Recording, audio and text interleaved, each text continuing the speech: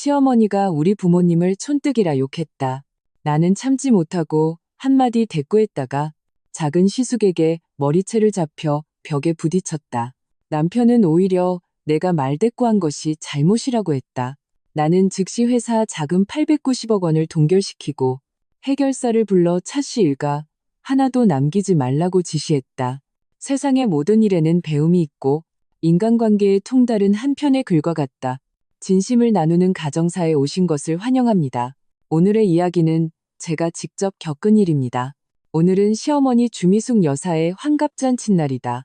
차씨 일가는 서울 신라호텔에서 가장 호화로운 다이너스티 홀을 통째로 빌렸다.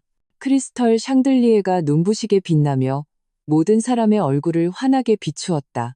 나는 단정한 원피스를 입고 남편 차민준의 곁에 서 있었다. 얼굴에는 적당한 미소를 띠고 있었지만 마음속은 불안함으로 요동쳤다. 나는 시골에서 올라오신 우리 부모님도 오늘 이 자리에 와 계신다는 것을 알고 있었다. 두 분은 구석에 움츠리고 앉아 화려한 연회장 분위기와 어울리지 못하는 모습이었다. 우리 부모님은 평생을 정직하게 살아오신 분들이다. 내게 누가 되지 않기 위해 당신들이 생각하는 가장 좋은 옷으로 갈아입고 오셨다. 그리고 붉은 보자기로 소중히 감싼 자개함을 들고 오셨다. 그 안에는 우리 집안에 대대로 내려오는 옥놀이개 한 쌍이 들어있었다. 최고급 비추는 아닐지라도 두 분의 정성이 담긴 소중한 선물이었다. 메인 테이블에 술을 올릴 차례가 되자 엄마는 서둘러 자개함을 시어머니 앞에 내밀었다. 사부인, 환갑 축하드립니다. 저희의 작은 성의이니 부디 마음에 드셨으면 합니다. 엄마가 조용히 말했다. 주미숙 여사는 곁눈질로 한번 힐끗 쳐다볼 뿐 손도 까딱하지 않았다. 옆에 있던 교활해 보이는 친척 한 명이 대신 상자를 받아 열었다. 시어머니는 풋하고 비웃었다. 크지 않은 소리였지만 순간적으로 조용해진 연회장 안에서 그 소리는 유독 날카롭게 들렸다. 어머나, 이게 어느 시대 유물이니? 촌스럽기 짝이 없네. 요즘 세상에 누가 이런 걸 차고 다니니? 흙냄새가 진동을 하는구나. 내가 특별히 맞추니 한복에 냄새 배겠다. 시어머니가 쏘아붙였다. 부모님의 얼굴이 순식간에 붉게 달아올랐다. 두 분은 손을 어디에 둬야 할지 몰라 안절부절못하셨다. 나는 차민준이 내 팔을 살짝 쥐며 조용히 있으라는 신호를 보내는 것을 느꼈다. 하지만 부모님의 그 난처한 모습을 보자 피가 머리끝까지 솟구치는 것 같았다. 나는 참지 못하고 입을 열었다. 어머님, 이건 저희 부모님의 성의예요. 마음에 안 드시면 그냥 두시면 되지 꼭 그렇게 말씀하셔야 했나요? 주미숙 여사는 마치 꼬리를 밟힌 고양이처럼 즉시 목소리를 팔도 높여 소리쳤다. 어머, 내가 틀린 말했니? 안서연, 너 지금 그게 무슨 태도야? 우리 차씨 집안에 시집 온 지 몇 년 됐다고 예의범절은 못 배우고 말대꾸하는 것만 배웠구나. 끼리끼리 만난다더니 역시 근본 없는 집안 출신이라 교양이 없네. 나는 분노로 온몸이 떨렸다. 그때 차민준이 내 옷을 잡아당겼다. 서연아, 그만 좀 해. 오늘 엄마 생신이잖아. 엄마 기분 망치지 마. 그가 나지막이 속삭였다. 내가 미처 반응하기도 전에 시어머니 옆에 앉아있던 작은 시숙 차민호가 벌떡 일어섰다. 그는 평소에도 하는 일 없이 빈둥거리며 나를 형수로서 존중한 적이 한 번도 없었다. 안서연, 네가 뭔데 우리 엄마한테 말대꾸를 해? 우리가 잘해주니까 아주 기어오르네. 그렇지? 차민호가 내 코앞에 손가락질하며 욕설을 퍼부었다. 말이 끝나기 무섭게 그는 내게 달려들어 머리채를 거칠게 움켜쥐고 옆에 있는 장식 기둥에 내 머리를 사정없이 쳐박았다. 퍽 하는 둔탁한 소리와 함께 눈앞이 캄캄해졌다. 두피가 찢어지는 듯한 극심한 고통이 느껴졌고 귓가에서는 윙윙거리는 소리가 맴돌았다. 나는 아픔에 눈물을 터뜨리며 그대로 주저앉았다. 주위에서는 놀란 탄성이 터져 나왔지만 대부분은 흥미로운 구경거리를 보는 듯한 수군거림이었다. 차민호는 손을 놓고는 젠장, 이게 바로 교훈이야, 라며 침을 뱉었다. 나는 바닥에 엎드린 채 불타는 듯한 이마의 통증을 느꼈다. 아마 이미 부어올랐을 것이다. 나는 절망적인 눈으로 남편 차민준을 올려다보았다. 그가 나를 일으켜주길, 나를 위해 단 한마디라도 해주길 바랐다. 하지만 차민주는 미간을 찌푸린 채 먼저 제 엄마의 눈치를 한번 살피더니 허리를 숙여 나를 일으켜 세웠다. 그의 말투에는 일말의 걱정도 없이 짜증 섞인 질책만이 가득했다. 거봐, 꼭 그렇게 말대꾸를 해야 했어? 이제 속이 시원해? 엄마 말이 맞아. 넌 정말 철이 없어. 그 순간 이마의 통증도 두피의 통증도 내 마음의 상처보다 아프지 않았다. 마치 머리부터 발끝까지 얼음물을 뒤집어 쓴 듯 온몸이 차갑게 식어갔다. 나는 눈앞에 이 남자, 내가 남편이라 부르던 사람을 바라보았다. 차씨 일가 사람들의 냉담하거나 조롱 섞인 얼굴들을 보았다. 그리고 겁에 질린 채 가슴 아파하시는 우리 부어머님의 눈빛을 보았다. 그동안 억눌러왔던 모든 서러움과 분노, 고통이 그 순간 얼음처럼 응축되었다. 나는 내 마음속에서 무언가가 완전히 부서져 내렸다는 것을 알았다. 차민주는 거의 나를 호텔 밖으로 끌고 나오다시피 했다. 부어오른 이마, 헝클어진 머리카락, 구겨진 원피스. 그는 나를 마치 쓰레기처럼 차에 밀어넣었다. 우리 부모님이 나를 부축하러 오시려 하자 그는 눈빛으로 그들을 막아섰다. 아버님, 어머님, 서연이는 제가 데리고 가겠습니다. 두 분은 택시 타고 가세요. 차민준이 차갑게 말했다. 차 안의 공기는 얼어붙은 듯했다. 나는 차창에 기댄 채 화려하게 빛나는 서울의 야경을 바라보며 소리 없이 눈물을 흘렸다. 반은 아픔 때문이었고 반은 마음이 시려서였다. 차민준은 시종일관 굳은 얼굴로 아무 말 없이 차를 미친 듯이 몰았다. 집에 들어서자마자 그는 마침내 폭발했다. 그는 현관 신발장 위에 차키를 세게 내던졌고 날카로운 소리가 울려 퍼졌다. 안서연, 너 오늘 작정하고 나 망신 주려고 했지? 우리 엄마 환갑잔치에서 그 많은 친척들 앞에서 엄마한테 대들었잖아. 우리 아빠, 엄마 얼굴을 어디다 두라고. 우리 차씨 집안 체면을 네가 다 깎아 먹었어. 나는 여전히 욱신거리는 이마를 감싸쥔 채 믿을 수 없다는 듯 그를 쳐다보았다. 차민준, 당신 눈에는 내가 말대꾸한 것만 보여? 당신 동생이 나 때린 건 안 보여? 내 머리채 잡고 기둥에 처박았잖아. 난 당신 아내야. 내 목소리가 떨렸다. 민호가 좀 흥분하긴 했지. 하지만 그건 네가 먼저 철없이 굴었기 때문이잖아. 엄마가 몇 마디 하시면 그냥 듣고 넘기면 될 것을 왜 굳이 그 순간을 못 참고 대들어? 이제 됐어? 엄마는 화가 머리끝까지 나셨고 민호도 나쁜 놈 됐으니 만족하냐고. 차민준이 참을성 없다는 듯 손을 휘저었다. 그의 당당한 모습에 내 마음속의 냉기는 순식간에 온몸으로 퍼져나갔다. 나는 갑자기 눈물도 멈췄고 몸의 떨림도 멎었다. 나는 그를 마치 처음 보는 사람처럼 쳐다보았다. 그러니까 당신 눈에는 내가 당신 엄마한테 촌뜨기라고 욕먹는 게 당연하고 우리 부모님이 모욕당하는 게 당연하고 당신 동생한테 맞는 것도 당연하다. 이 말이야? 내가 차분하게 물었다.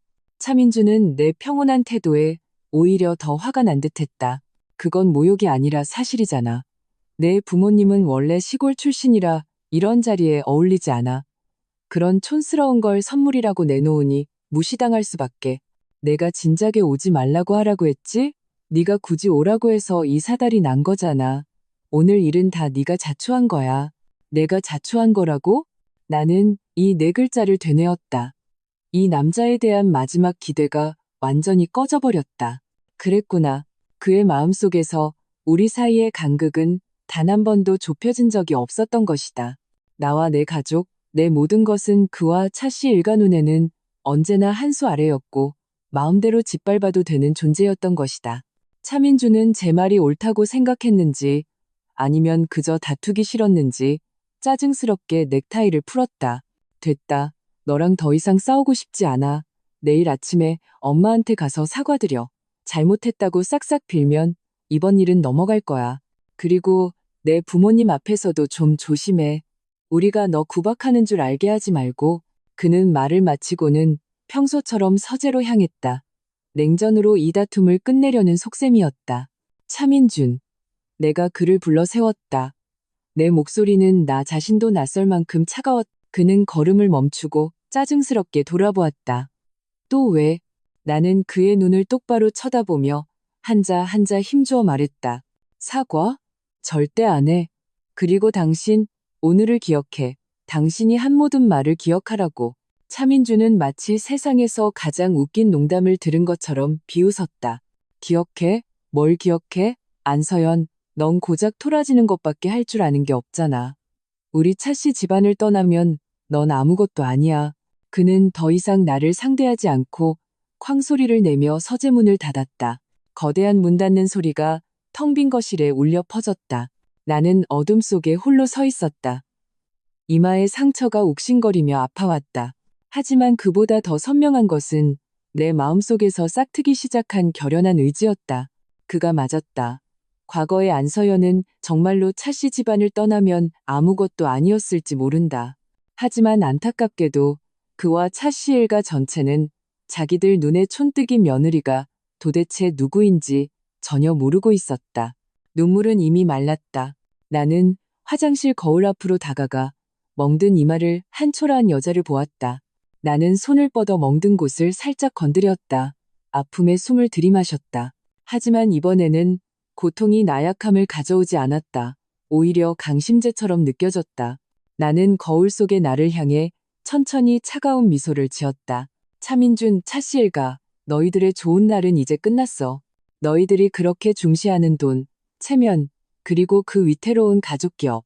내가 너희들이 가장 아끼는 것부터 시작해서 하나하나 내 손으로 직접 부숴주지. 하나도 남김없이. 차민주는 서재에서 내가 밖에서 울고 있거나 아니면 침실로 기어들어가 혼자 상처를 핥고 있을 거라 생각했을 것이다. 그는 언제나 그렇게 자기중심적이었다. 나는 불을 켜지 않고 창밖으로 새어들어오는 희미한 빛에 의지해 침실로 들어갔다. 나는 침대로 가지 않고 곧장 드레스룸 가장 안쪽 구석으로 향했다. 그곳에는 몇 년 전 내가 시집올 때 가져온 평범해 보이는 여행 가방이 하나 놓여 있었다. 차민주는 촌스럽다며 그 가방을 거들떠보지도 않았다. 나는 몸을 웅크리고 가방을 열었다. 안에는 옷 몇 벌이 전부였고 대부분의 공간은 두꺼운 천으로 겹겹이 싼 무언가가 차지하고 있었다. 나는 겹겹이 쌓인 천을 풀어헤쳤다. 특수 재질로 만들어진 검은색 금속 상자가 드러났다. 상자 표면은 매끄러웠고 아주 미세한 홈이 하나 파여 있었다.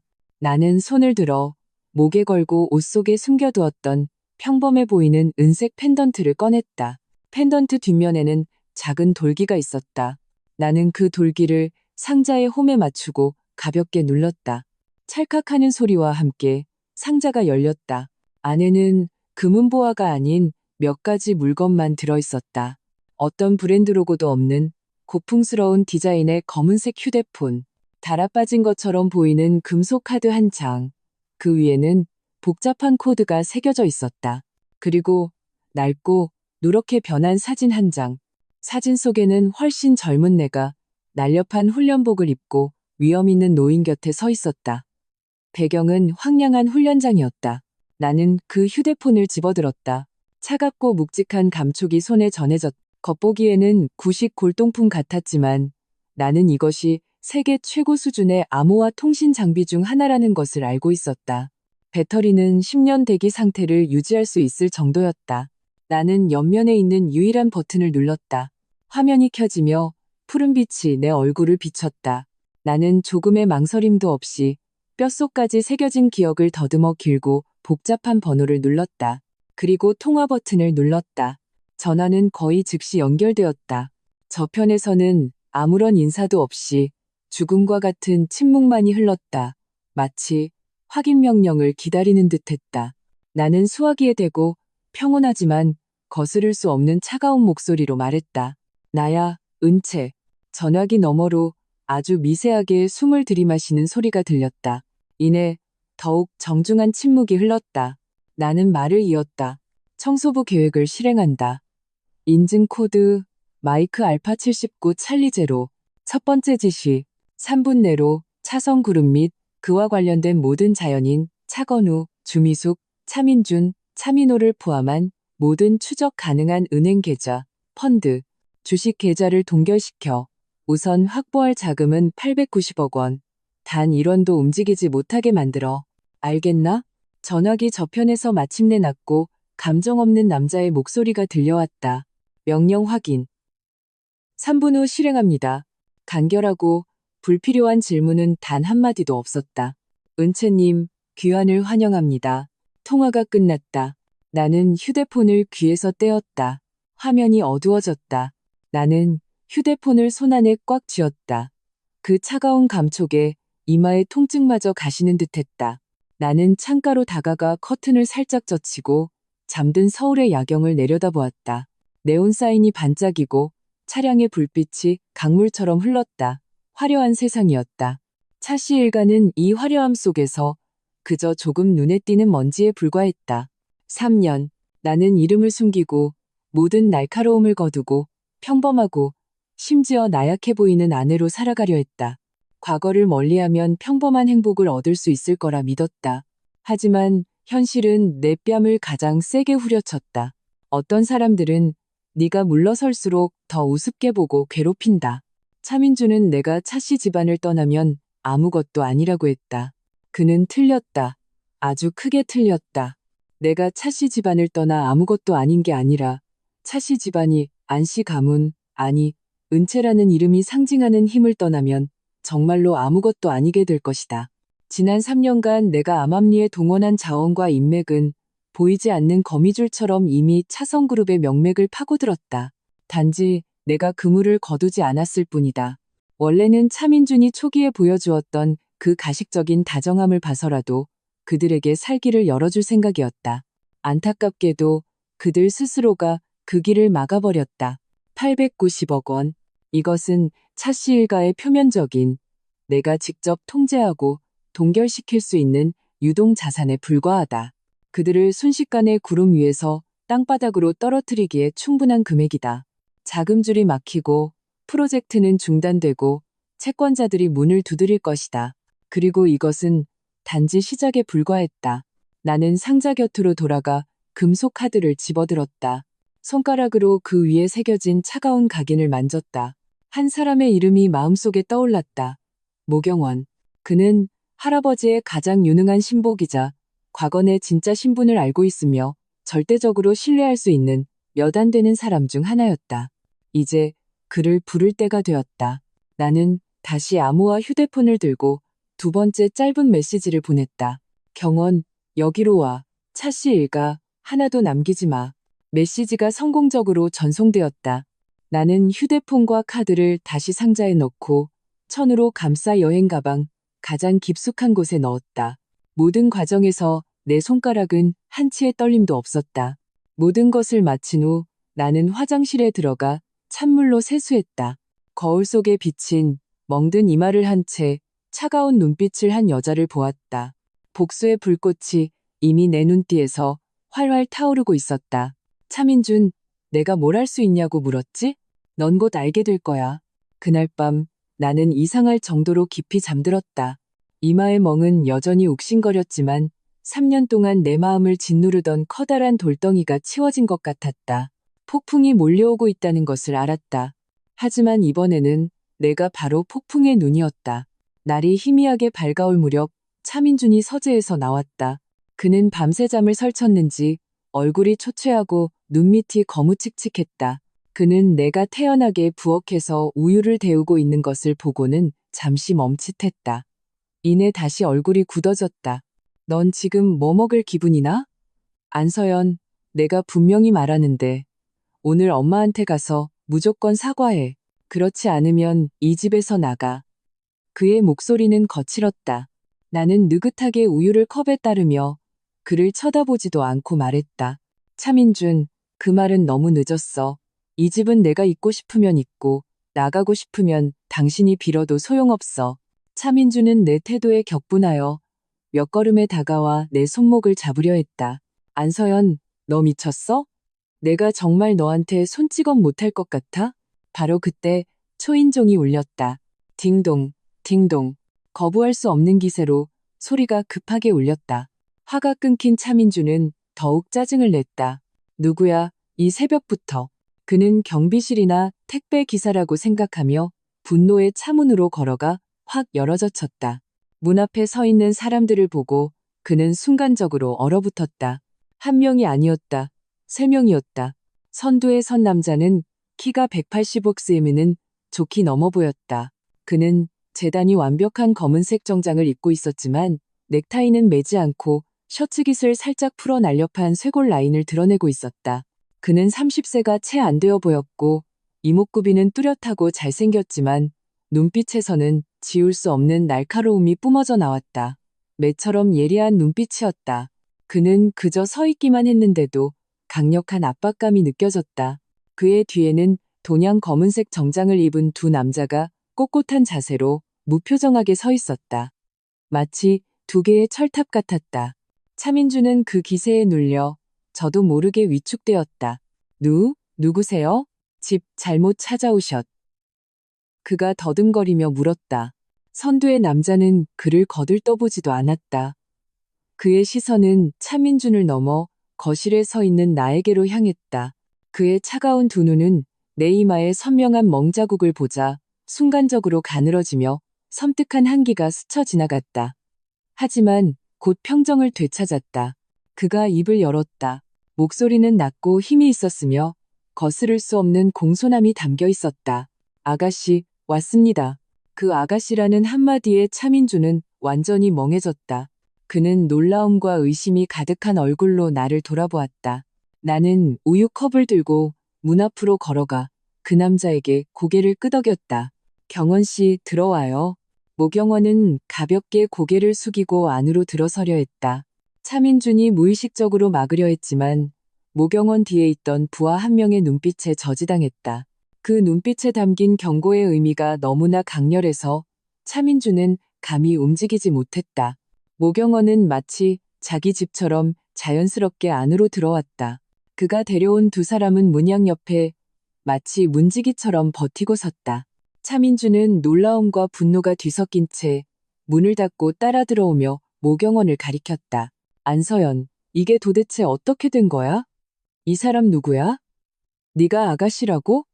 네가 언제부터 남의 집 아가씨가 됐어? 나는 그의 말을 무시하고 모경원에게 물었다.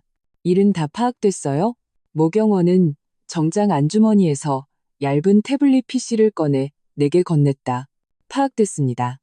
890억 원 자금은 전부 동결되었고 차성그룹 주식은 개장과 동시에 하한가를 기록할 겁니다.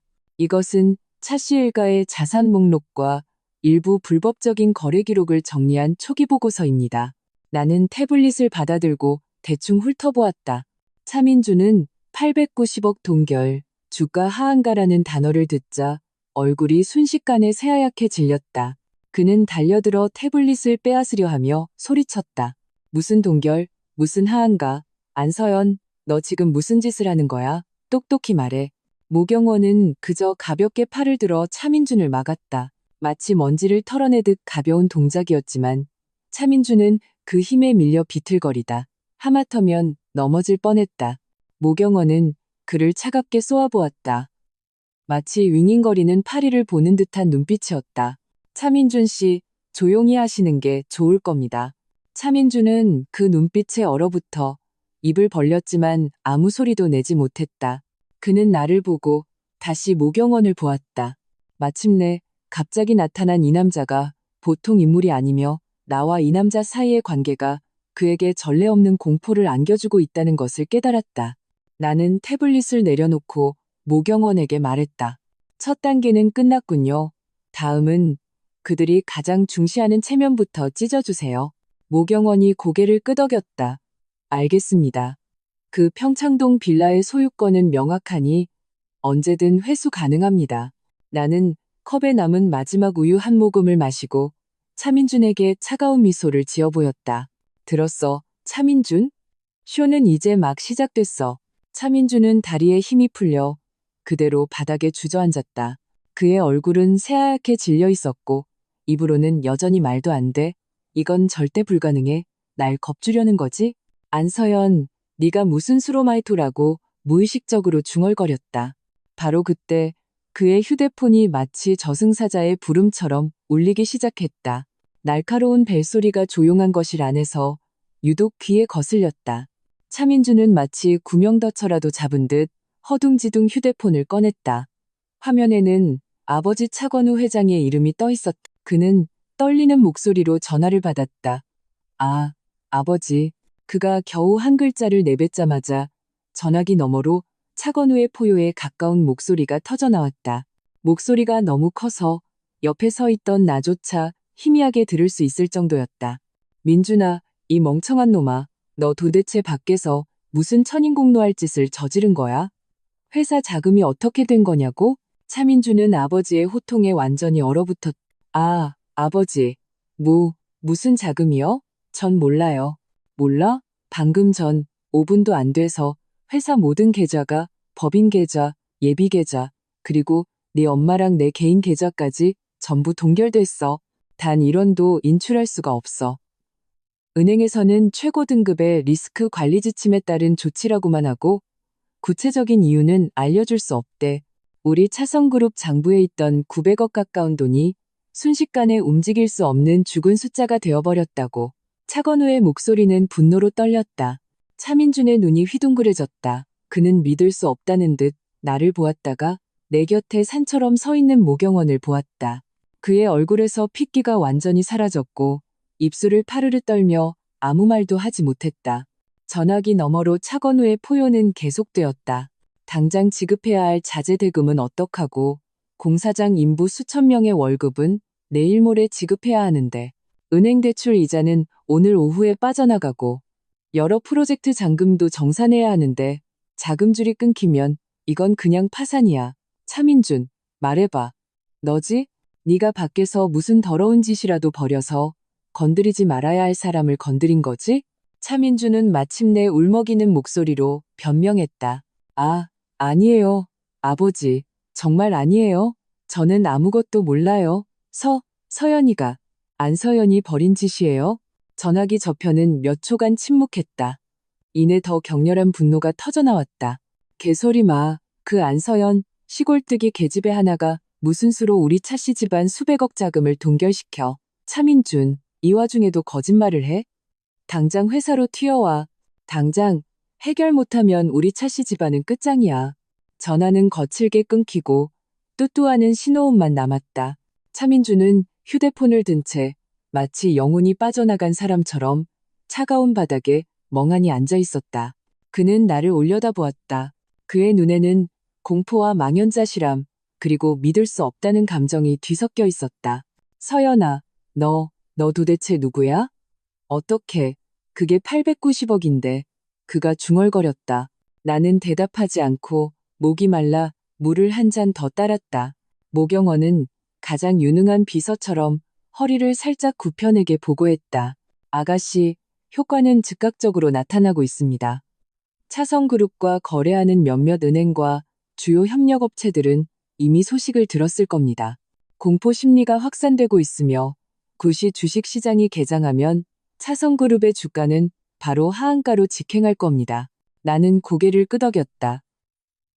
물을 한 모금 마셨다. 모든 것이 예상대로였다. 차씨 집안은 겉보기에는 번듯해 보였지만 실제로는 레버리지를 과도하게 사용하고 있었다. 현금 흐름이 바로 그들의 생명줄이었다. 나의 이 한방은 그들의 산소호흡기를 직접 떼어버린 것과 같았다.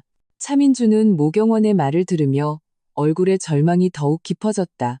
그는 갑자기 무언가 생각난 듯 기어오다시피 내게 다가와 다리를 붙잡으려 했다. 서연아, 내가 잘못했어. 어제는 내가 나빴어. 엄마가 잘못했고 민호가 개자식이야.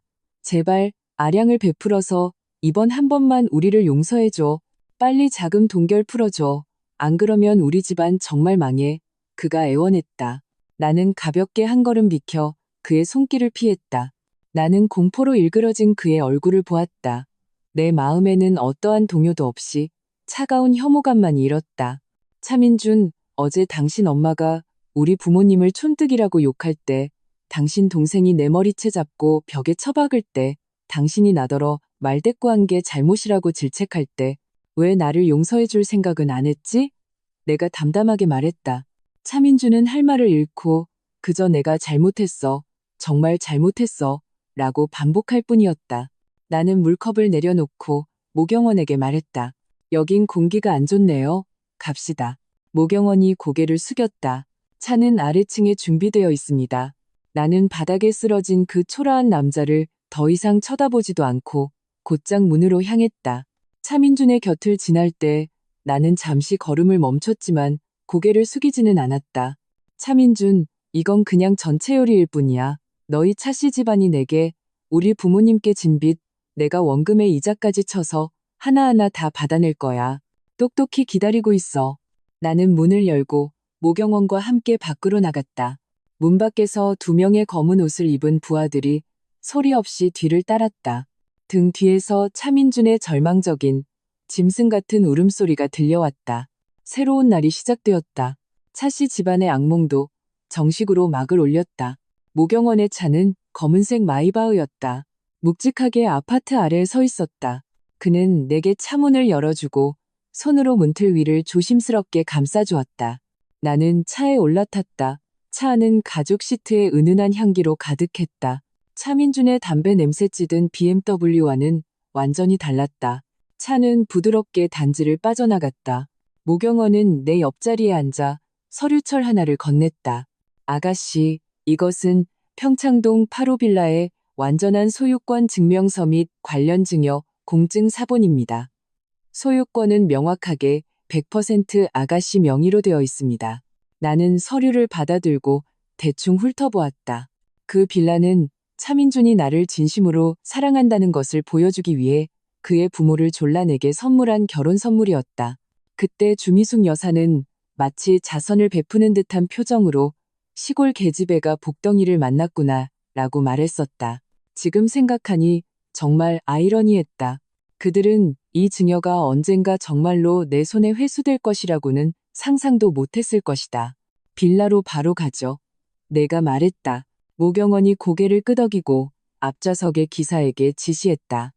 평창동 8호로 차는 도시의 반대편에 있는 고급 빌라촌으로 향했다. 나는 창밖으로 빠르게 지나가는 풍경을 보며 마음속은 평온했다. 이마의 멍은 여전히 어제의 일을 상기시켰지만 지금은 그것이 마치 나와 과거의 완전한 결별을 상징하는 훈장처럼 느껴졌다. 30분도 채 안 되어 차는 녹음이 우거진 평창동에 들어섰다. 웅장한 유럽식 빌라의 철제 대문 앞에 멈췄다. 오늘 날씨가 좋으니 주미숙과 차건우는 아마 막 일어나서 하인이 준비한 아침 식사를 즐기고 있겠지. 우리 차가 멈추자마자 빌라 안에서 집사 복장을 한 남자가 급히 걸어 나왔다. 차씨 집안의 오랜 하인인 박 집사였다. 그는 차민준의 차를 알아보고 도련님이 오신 줄 알고 미소를 지으며 달려왔다.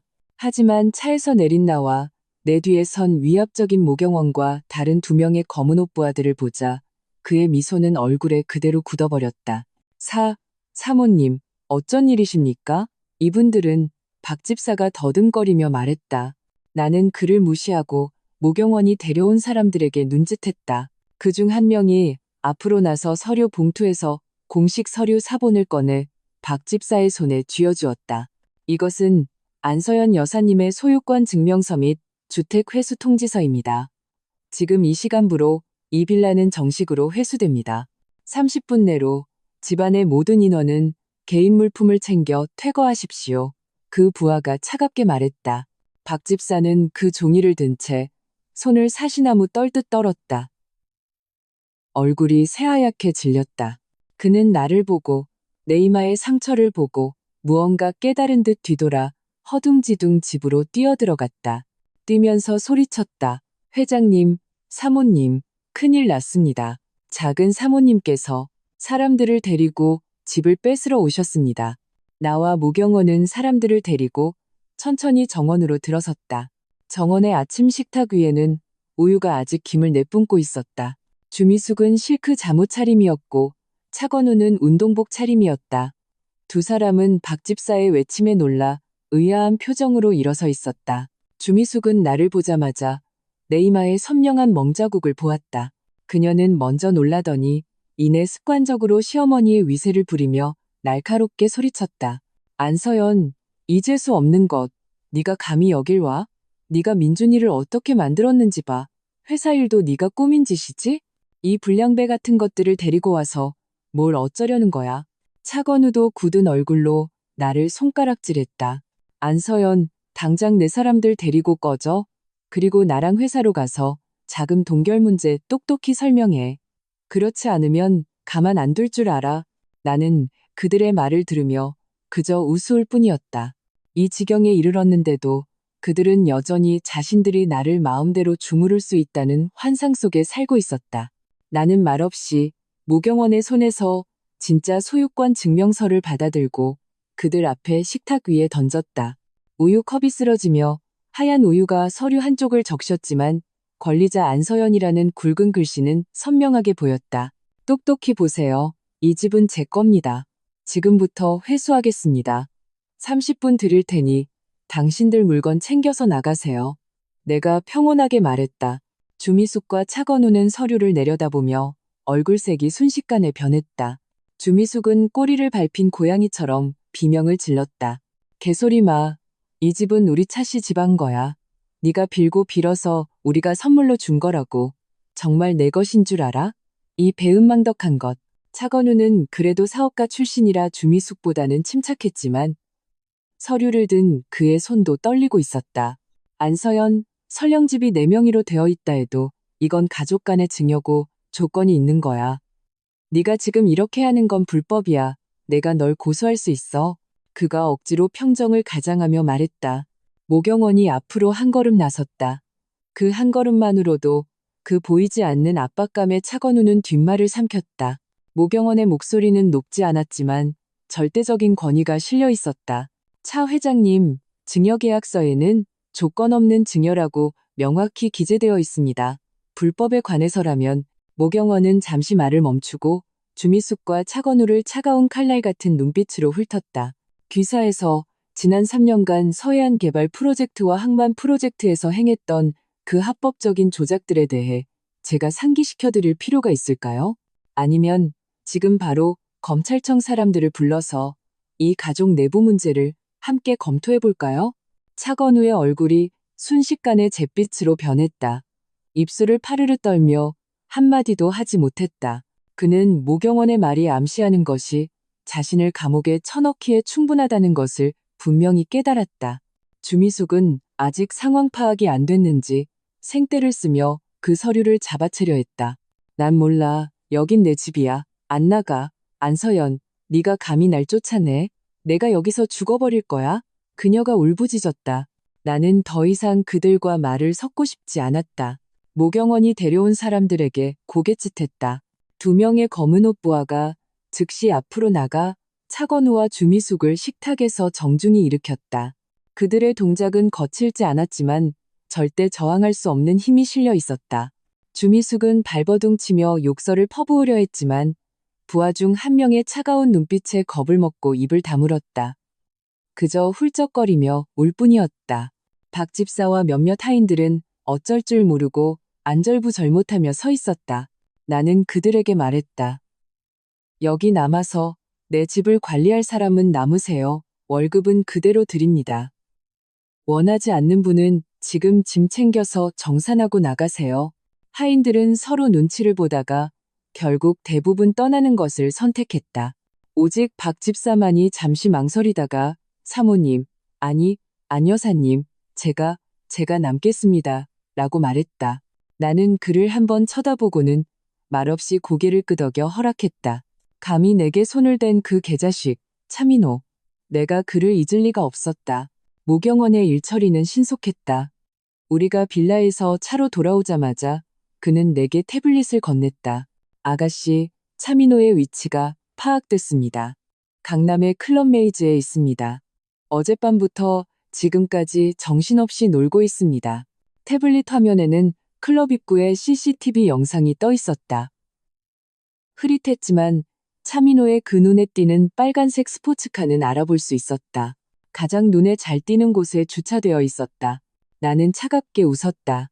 어제 사람을 때려놓고 밤새도록 술 마실 기분이 나다니 정말 철면피구나. 나는 태블릿을 내려놓고 모경원에게 말했다. 그놈도 술 좀 깨게 해주죠. 그 손 아주 거슬리네요. 모경원은 즉시 내 뜻을 알아차렸다. 그는 고개를 끄덕이고 다른 휴대폰을 꺼내 번호를 눌렀다. 그는 단 몇 마디만 간결하게 말했다. 타겟은 메이즈에 있다. 손을 봐줘. 깨끗하게. 두 번째 사진은 그의 얼굴 클로즈업이었다. 얼굴은 여기저기 멍들고 입가에서는 피가 흘렀다. 어제 나를 때릴 때의 그 오만방자함은 온데간데 없었다. 모경원이 덧붙였다.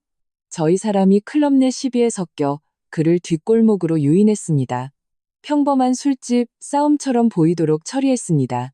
그의 오른손 손목은 분쇄 골절입니다. 설령 수술하더라도 앞으로는 힘을 제대로 쓰지 못할 겁니다. 나는 평온하게 사진을 보았다. 마음속에는 동정심이 아닌 차가운 공정함만이 있었다. 어제 그는 바로 이 손으로 내 머리채를 움켜쥐고 내 머리를 기둥에 쳐박았다. 이제 그 손은 못 쓰게 되었다. 아주 공평했다. 나는 휴대폰을 모경원에게 돌려주며 말했다.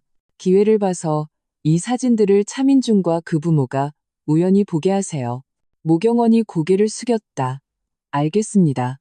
그들의 공포를 더욱 깊게 만들겠습니다. 말이 끝나기 무섭게 내 휴대폰이 울렸다. 차씨 집안의 소식이 꽤 빨리 전해진 모양이었다. 전화를 건 사람은 차민준이었다. 나는 전화를 받아 스피커폰으로 바꾸고 아무 말도 하지 않았다. 전화기 저편에서 즉시 차민준의 공포에 질린 횡설수설하는 목소리가 들려왔다. 서연아, 서연아, 너야? 제발, 제발 민호 좀 놔줘. 걔가 잘못했어. 정말 잘못했다고? 네가 때리든 욕하든 다 좋은데 제발 걔를 불구로 만들지는 말아줘. 엄마가 방금 사진 보고 기절하셨어. 아빠도 거의 쓰러지기 직전이야. 서연아, 부부의 정이 있잖아. 우리 3년 동안 함께한 정을 봐서라도 민호 한 번만 용서해줘. 제발 부탁이야. 나는 그의 비굴한 애원을 들었다. 어제 나를 질책하고 내게 손을 대던 차민준과는 완전히 다른 사람이었다. 역시 칼날이 자기 몸에 꽂혀야 아픈 줄 아는 법이다. 나는 그가 실컷 울부짖기를 기다렸다가 차갑게 입을 열었다. 차민준, 이제 와서 빌어? 어제 당신 동생이 날 때릴 때 왜 그에게 나를 용서하라고 하지 않았어? 당신 내 가족이 우리 부모님을 모욕할 때 왜 정을 생각하지 않았어? 차민준은 내 질문에 할 말을 잃고 그저 내가 잘못했어.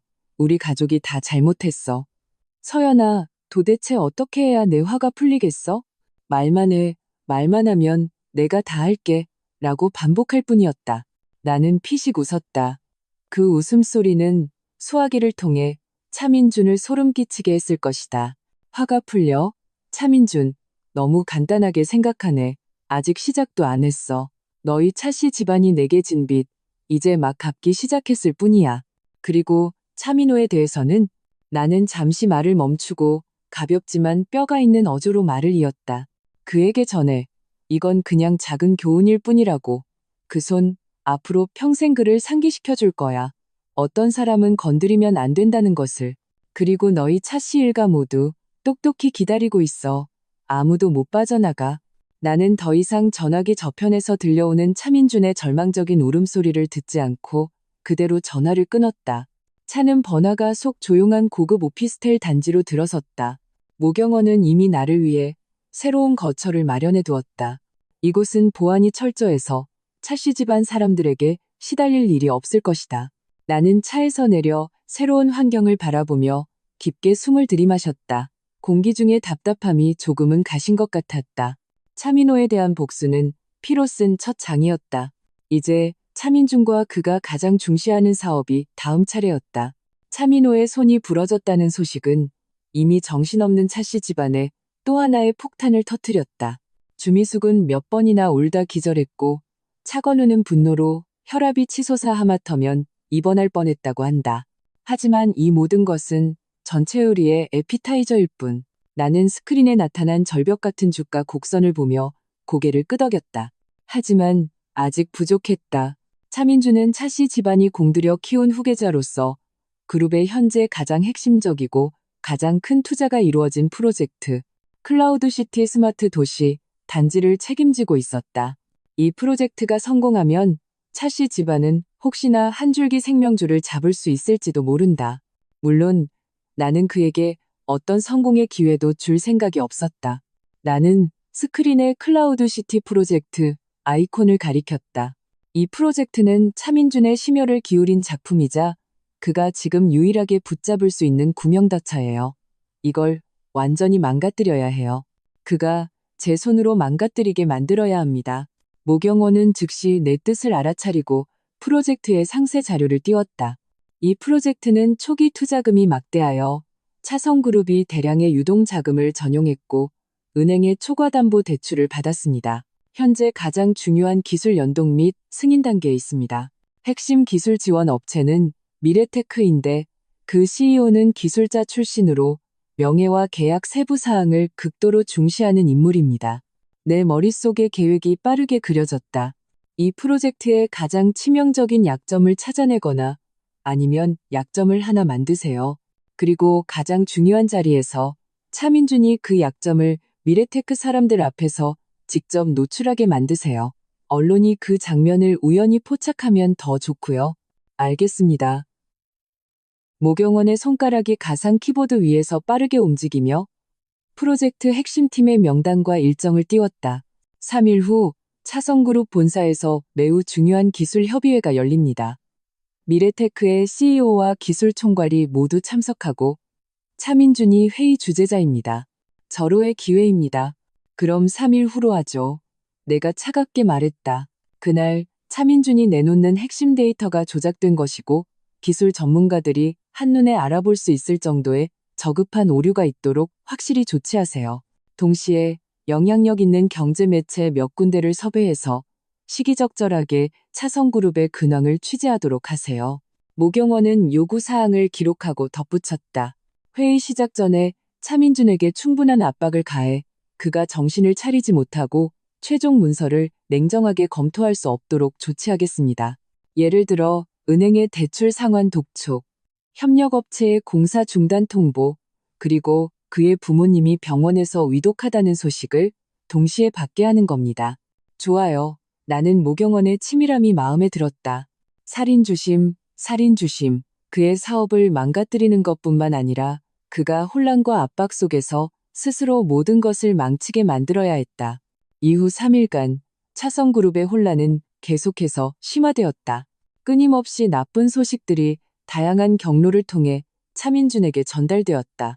나는 그가 마치 머리 없는 파리처럼 붕괴 직전에서 발버둥 치는 초라한 모습을 상상할 수 있었다. 셋째 날 오후, 나는 서재의 편안한 1인용 소파에 앉아 있었다. 내 앞에 대형 스크린에는 차성그룹의 가장 큰 회의실 CCTV 영상이 실시간으로 중계되고 있었다. 물론 모경원의 작품이었다. 화면 속 차민준은 구겨진 정장을 입고 눈은 퀭하게 들어가 있었지만 억지로 정신을 차리고 주재석에 앉아 있었다. 맞은편에 앉은 미래테크의 CEO와 기술 총괄의 표정은 심각했다. 회의가 시작되자 차민준은 상황을 수습하고 프로젝트 진행 상황을 설명하려 했었다. 하지만 그가 비서에게 핵심 데이터 PPT를 재생시키라고 했을 때 재앙이 닥쳤다. 몇몇 핵심 기술 파라미터 차트가 명백히 조작되어 있었고 데이터 논리가 엉망이었으며 심지어 상식적인 오류까지 발견되었다. 엄격하기로 소문난 미래테크의 기술 총괄은 즉시 미간을 찌푸리고 차민준의 발표를 중단시켰다. 차 총괄님, 잠시만요. 지금 보여주시는 이 데이터는 어떻게 된 겁니까? 이 에너지 효율 모델은 물리 법칙에 전혀 부합하지 않습니다. 그리고 이 아키텍처 다이어그램은 이건 몇 년 전에 이미 폐기된 솔루션입니다. 이런 걸로 국가급 프로젝트 승인을 신청하려 하셨습니까? 차민준은 얼어붙었다. 이마에서 순식간에 식은땀이 흘렀다. 그 역시 PPT에 이렇게 큰 문제가 있을 줄은 예상하지 못한 듯 황급히 해명하려 했다. 이사님, 이건 아마 버전이 잘못됐거나 기술팀 쪽에서 미래테크의 CEO가 벌떡 일어섰다. 그의 얼굴은 새파랗게 질려 있었다. 차 총괄, 우리는 차성그룹의 실력에 대한 신뢰를 바탕으로 이 전략적 협력 계약을 체결했습니다. 그런데 당신들이 지금 내놓은 게 뭡니까? 이건 쓰레기입니다. 우리 기술팀에 대한 모욕이라고요. 만약 차성그룹이 가장 기본적인 프로젝트 관리와 기술적 신뢰도조차 지킬 수 없다면 더 이상 협력할 필요가 없다고 봅니다. 우리는 즉시 계약 해지 절차에 착수하겠습니다. 그는 말을 마치고 기술 총괄을 데리고 자리를 박차고 나갔다. 회의실은 죽음과 같은 정적에 휩싸였다. 잿빛이 된 차민준과 서로 얼굴만 쳐다보며 어쩔 줄 모르는 차성그룹 임원들만 남았다. 거의 동시에 회의실 문이 열리고 정보를 입수한 몇몇 경제매체 기자들이 몰려들었다. 카메라와 마이크가 넋이 나간 차민준을 향했다. 차 총괄님, 미래테크가 일방적으로 계약을 해지했다는 소문이 사실입니까? 클라우드 시티 프로젝트는 사실상 좌초된 것입니까? 차성그룹의 자금난 소문은 사실입니까? 답변 부탁드립니다. 차민준은 플래시 세례에 눈을 뜨지 못했고 쏟아지는 질문에 입을 벌렸지만 아무 소리도 내지 못했다. 결국 그는 다리에 힘이 풀려 의자에 주저앉고 말았다. 현장은 아수라장이 되었다. 스크린 이편에서 나는 평온하게 화면을 껐다. 결말은 정해졌다. 모경원의 휴대폰이 때맞춰 울렸다. 차민준을 처리하고 나니 다음은 우리 부모님을 촌뜨기라고 욕했던 시어머니 주미숙 차례였다. 그녀가 무엇을 가장 아끼는지 나는 너무나 잘 알고 있었다.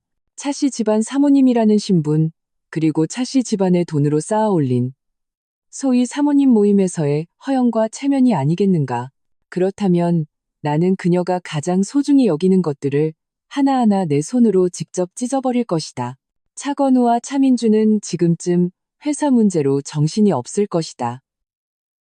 마지막 남은 구명더처라도 잡아보려 애쓰고 있겠지?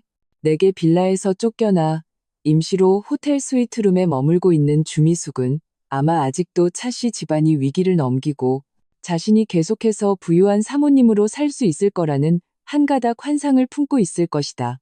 안타깝게도 이제 그 꿈에서 깨어날 시간이었다. 내가 모경원에게 시킨 첫 번째 일은 주미숙의 경제적 기반을 완전히 차단하는 것이었다. 그녀 명의의 모든 신용카드, 예금카드, 그리고 차건우가 용돈으로 주었던 부속카드까지 전부 동결시켰다. 그녀의 카카오페이와 네이버페이에 남아있던 푼돈은 하루 만에 비싼 호텔비를 지불하느라 바닥날 것이다. 두 번째 일은 그녀가 빌라에서 쫓겨난 사실, 차씨 집안이 파산 직전이라는 소식, 그리고 그녀가 가장 아끼는 작은아들의 손이 부러진 흥미로운 세부 사항들을 그녀의 소위 사모님 모임에 교묘하게 흘리는 것이었다. 평소 그녀와 자매라 칭하며 함께 애프터눈 티를 마시고 보석을 자랑하던 부유한 사모님들은 이런 가십을 퍼뜨리는 데 있어 그 어떤 언론보다도 효율적이었다. 쇼는 곧 시작되었다. 차민준이 이사회에서 해임된 바로 그날 오후 나는 작은 사적인 티타임에 초대받았다. 장소는 외부인에게 공개되지 않는 프라이빗 아트 클럽이었다. 나를 초대한 사람은 이 도시의 진짜 최상류층 가문의 한 사모님이었다. 그녀는 우리 어머니와 약간의 인연이 있었고 내 진짜 배경을 조금 아는 몇 안 되는 사람 중 하나였다. 그녀는 나와 차씨 집안의 일을 알게 된 후 먼저 손을 내밀었다. 나 역시 이런 무대가 필요했기에 초대에 응했다. 내가 도착했을 때 몇몇 사모님들이 이미 와 있었다. 아이러니하면서도 예상했던 대로 주미숙도 그 자리에 있었다. 그녀는 아직 소식을 듣지 못했거나 혹은 자신이 이미 이 모임에서 배척당했다는 사실을 믿고 싶지 않았을 것이다. 여전히 이곳에서 관계를 유지하고 정보를 얻으려 했던 모양이다. 그녀는 내가 들어오는 것을 보고 먼저 귀신이라도 본 듯 동공이 수축하며 얼굴에 당황과 원망이 스쳐 지나갔다. 하지만 이내 억지로 평정을 되찾고 심지어 시어머니 행세를 하려 했다. 그러나 그녀가 입을 열기도 전에 나를 초대한 이 사모님이 환하게 웃으며 다가와 다정하게 내 손을 잡았다. 서연 씨, 왔군요. 이리 와서 앉아요. 전부터 한번 초대하고 싶었는데 계속 기회가 없었네요. 이 사모님은 나를 가장 상석 옆자리에 앉히며 친밀감을 표시했다. 주미숙은 완전히 무시당했다. 다른 사모님들도 모두 눈치가 빨랐다. 이 사모님의 태도를 보고 최근 들려오는 소문들을 떠올리자 즉시 상황을 파악했다. 그들도 모두 친절하게 내게 인사를 건네며 내 분위기가 좋다, 결단력이 있다고 칭찬했다. 하지만 아무도 주미숙을 더 이상 쳐다보지 않았다. 주미숙은 앉지도 서지도 못한 채 얼굴이 불그락푸르락했다. 티타임이 시작되고 사람들은 최근의 미술 전시회와 자선 경매에 대해 이야기하며 화기애애한 분위기를 이어갔다. 주미숙은 몇 번이나 대화에 끼어들어 새로 산 한정판 가방이나 차씨 집안이 과거에 투자했던 프로젝트를 언급하며 존재감을 찾으려 했었다. 하지만 그녀가 말을 꺼낼 때마다 무시당하거나 부드럽지만 단호하게 말이 막혔다. 한 사모님이 커피를 저으며 비웃는 듯한 미소로 말했다. 어머, 그러고 보니 요즘 경기가 안 좋아서 갑자기 중단되는 프로젝트가 많더라고요. 역시 서연 씨처럼 차분하고 겸손한 게 최고예요. 이 말은 명백히 누군가를 겨냥한 것이었다. 다른 사모님이 말을 받았다. 맞아요. 어떤 집은 것만 번지르르 하지 속은 이미 텅 비었다고 하더라고요. 듣자 하니 평창동 빌라도 지키지 못했다던데 그 좋은 위치가 정말 아깝네요. 말하면서 그녀의 시선은 슬쩍 주미숙을 향했다. 주미숙의 얼굴이 완전히 하얗게 질렸다. 찻잔을 쥔 손가락 마디가 하얗게 변했다. 바로 그때 주미숙의 휴대폰이 때 아닌 벨 소리를 울렸다. 소리가 귀에 거슬렸다. 그녀는 허둥지둥 전화를 끊으려다 실수로 스피커폰 버튼을 눌렀다. 전화기 너머로 날카로운 여자 목소리가 흘러나왔다. 평소 그녀에게 아부하던 왕사모였다. 미숙 언니, 큰일 났어요. 방금 갤러리아 백화점 VIP 라운지에서 언니가 항상 들고 다니던 그 에르메스 버킨백 봤는데 직원이 언니 VIP 자격이 취소됐다고 하더라고요. 그리고 언니가 예약해뒀던 보석도 더 이상 보관해줄 수 없다고 하고 이게 도대체 어떻게 된 거예요? 혹시 차씨 집안 정말로? 주미숙은 혼비백산하여 황급히 전화를 끊었지만 이미 늦었다. 티룸은 쥐 죽은 듯 조용해졌고 모든 사모님들이 깨달았다는 듯 노골적인 경멸과 연민이 섞인 눈빛으로 그녀를 쳐다보았다. 그 눈빛은 칼날보다 더 날카로웠다. 주미숙은 더 이상 앉아있을 수 없었다. 그녀는 벌떡 일어섰고 몸이 휘청거렸다. 입술을 파르르 떨며 무언가 말하려 했지만 한마디도 하지 못했다. 그녀는 한때 자신에게 아부하고 떠받들던 자매들이 이제는 거지를 보듯 자신을 쳐다보는 것을 보았다. 그리고 그녀는 나를 보았다. 나는 평온하게 차를 마시고 있었고 눈꺼풀조차 까딱하지 않았다. 구름 위에서 진흙탕으로 떨어지는 그 거대한 낙차감과 모욕감이 순식간에 그녀를 무너뜨렸다. 그녀는 와하고 울음을 터뜨리며 체면도 잊은 채 얼굴을 감싸고 비틀거리며 티룸을 뛰쳐나갔다. 이 사모님은 그제야 담담하게 한마디 했다. 상관없는 사람이 갔으니 우리 계속하죠. 나는 알았다. 주미숙의 사모님 꿈은 이로써 완전히 끝났다는 것을. 하지만 아직 부족했다. 그녀가 우리 부모님에게 안겨준 모욕은 더 직접적인 방식으로 되갚아 주어야 했다. 티타임이 끝나고 나는 차에 올라 모경원에게 말했다. 주미숙이 묵고 있는 호텔에 연락해서 숙박비 선결제가 만료됐으니 퇴실해달라고 하세요. 그리고 그녀 명의로 된 그 체면 칠해용 보석과 한정판 가방들은 적절한 경로를 통해 회수해서 현금화한 뒤 산골학교에 기부하세요. 그녀 자신은 나는 잠시 말을 멈추고 그녀가 우리 부모님을 욕하던 그 얼굴을 떠올렸다. 값싼 여관으로 모셔가서 그녀가 그토록 경멸하던 촌뜨기 생활이 어떤 건지 체험하게 해주세요. 명심해요. 그녀 몸에 현금 1원도 남기지 마세요. 모경원은 하나하나 기록하고 덧붙였다. 병원에서도 소식이 왔습니다. 차건우 회장이 고혈압으로 입원하여 보증금을 내야 하는데 주미숙 여사는 현재 무일푼이라 병원비조차 내지 못할 겁니다. 나는 차갑게 웃었다. 그럼 그 좋은 자매들에게 돈 빌리러 가게 둬요. 단 1원이라도 빌릴 수 있는지 아주 궁금하네.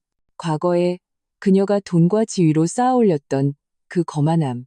이제 나는 그녀가 그 모든 것을 잃고 가장 기본적인 존엄조차 유지할 수 없는 맛을 보게 할 것이다. 그것이 그녀에게 내리는 가장 큰 벌이었다. 주미숙은 하룻밤에 몇만 원짜리 온수조차 제대로 나오지 않는 작은 여관에 버려진 후 울고불고 난리를 치다 주인에게 쫓겨날 뻔했다고 한다. 결국 갈 곳이 없으니 곰팡내 나는 방구석에 웅크리고 있을 수밖에 없었을 것이다. 이런 소식들은 모경원이 보낸 사람들이 시기적절하게 내게 알려주었다. 나는 그녀의 구체적인 비참한 모습을 볼 흥미는 없었다. 단지 그녀가 다시는 예전처럼 호의호식하는 삶으로 돌아갈 수 없다는 것만 확인하면 충분했다. 나의 관심은 다시 차성그룹, 이 빠르게 침몰하는 난파선으로 돌아갔다. 자금줄을 끊고 프로젝트를 망치고 동맹을 쫓아내는 것. 이 모든 것은 수단일 뿐. 내가 원하는 것은 그 완전한 소멸이었다. 차성이라는 간판이 길바닥에 나뒹굴어 다시는 아무도 찾지 않게 되는 것이었다. 모경원은 매일 최신 전황을 보고해왔다. 차성그룹 본사는 이제 완전히 아수라장이 되었다. 이른 아침 날이 채 밝기도 전에 회사 정문은 소식을 듣고 달려온 협력업체 사장들로 가득 찼다. 그들은 미지급 대금 청구서를 들고 격분했고 선두에 선 몇몇 사장들은 얼굴이 시뻘개져 안내 데스크를 막아선 경비원들과 거의 몸싸움을 벌일 기세였다. 차건우 나오라고 해. 아니면 차민준이라도 나오든가. 젠장, 우리 납품 대금을 3회나 밀렸어. 오늘 결제 안 해주면 사람들 불러서 너희 설비라도 드러낼 줄 알아. 맞아, 나와. 거북이처럼 숨어있지 말고 너희 차성그룹 이따위로 장사하고도 체면이 서냐. 안내 데스크 직원은 이런 상황을 본 적이 없어 얼굴이 하얗게 질린 채 회장님은 부재 중이십니다. 조금만 기다려 주십시오. 라는 말만 반복할 뿐이었다. 1층 로비 전체가 시끄러운 시장 바닥 같았다. 그리고 이것은 시작에 불과했다. 오전 9시가 막 지나자 몇몇 주요 거래은행의 대표들이 딱딱한 정장 차림으로 심각한 표정을 한 채 동시에 도착했다. 그들은 로비를 통하지 않고 가장 큰 회의실로 바로 안내받았다. 하지만 차건우는 고혈압으로 병원에 누워 있었고 차민주는 해임된 후로 모습을 보이지 않았다. 남은 것은 이미 겁에 질린 전문 경영인 몇 명이 억지로 상황을 수습하고 있을 뿐이었다. 은행 대표들은 그런 사정을 봐주지 않았다. 그들은 두꺼운 서류 뭉치를 테이블 위에 내던졌다. 선두에 선 여신관리부 부장은 목소리가 차가웠고 일말의 여지도 없었다. 차성그룹의 현재 재무 상황이 심각하게 악화되어 대출 계약서 상이 여러 채무불이행 조항을 위반했습니다. 은행을 대표하여 귀사에 정식으로 통보합니다. 3일 내로 전체 대출 원금 및 이자 총 그는 천문학적인 숫자를 불렀다. 을 상환하십시오. 그렇지 않으면 즉시 법원에 귀사의 모든 담보자산에 대한 동결 및 경매를 신청할 것입니다. 이 말이 나오자 차성그룹 측 사람들은 다리에 힘이 풀렸다. 상환이라니. 지금 회사 계좌는 동결되어 1원도 움직일 수 없는데 무엇으로 갚는단 말인가. 이것은 명백한 최후통첩이자 낙타의 등을 부러뜨리는 마지막 지푸라기였다. 동시에 회사의 대표 전화와 임원들의 휴대폰은 거의 불이 날 지경이었다. 상황을 관망하던 일부 파트너사들도 미래테크의 계약 해지와 은행의 채무 독촉 소식을 듣고는 완전히 마음을 접었다. 푼푼히 전화를 걸어 협력 중단을 요구했고 심지어 바로 변호사 서한을 보내 손해배상을 청구했다. 회사의 법무팀은 이미 완전히 마비 상태였다. 설상가상으로 냄새를 맡은 몇몇 언론 기자들이 어떻게 건물 안으로 들어왔는지 카메라와 마이크를 들고 이 혼란스러운 장면을 사방에서 찍어댔다. 임원으로 보이는 사람을 붙잡고는 이렇게 물었다. 차성그룹이 이미 지급 불능 상태에 빠졌다는 소문이 사실입니까? 파산 신청은 조만간 제출될 예정입니까? 차건우 회장의 입원은 채무 회피 목적입니까? 차민준 전 부회장은 지금 어디에 있습니까? 절망적인 분위기가 전염병처럼 차성그룹 내부에 퍼져나갔다. 직원들은 동요했고 몇몇은 몰래 짐을 싸서 다음 직장을 알아보기 시작했다. 일부 중간 관리자들은 심지어 이번 달 월급도 포기하고 사직서를 제출했다. 이 아수라장에서 하루빨리 벗어나고 싶을 뿐이었다.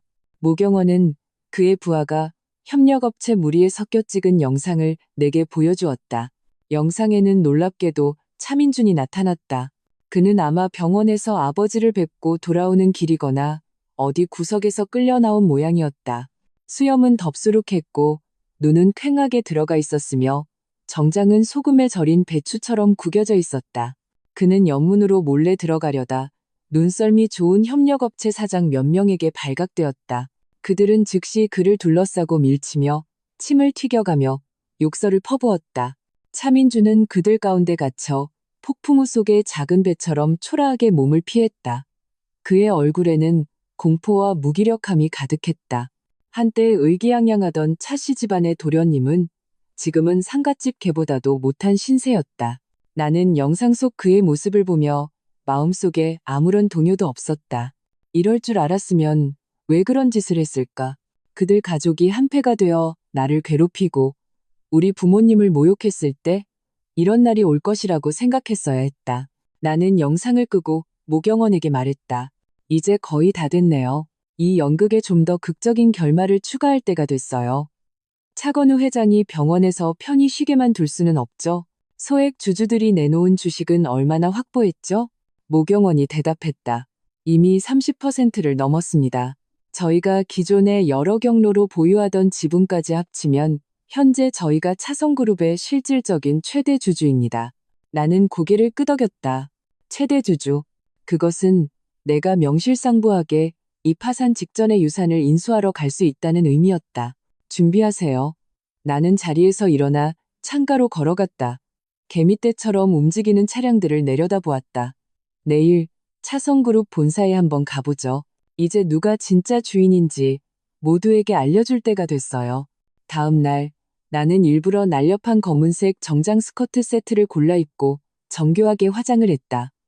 컨실러로 이마에 옅어진 멍 자국을 꼼꼼하게 가렸다. 모경원이 운전하는 차를 타고 차성그룹 본사 건물로 향했다. 차가 정문에 멈췄을 때 그곳의 혼란은 어제보다 더 심했다. 협력업체 사람들은 더 많아졌고 흰 바탕에 검은 글씨로 악덕 기업 차성, 내 피 같은 돈, 돌려내라 라고 쓴 현수막까지 내걸었다. 기자들도 더 많아져 카메라와 마이크를 들고 진을 치고 있었다. 우리 차가 멈추자 많은 시선이 쏠렸다.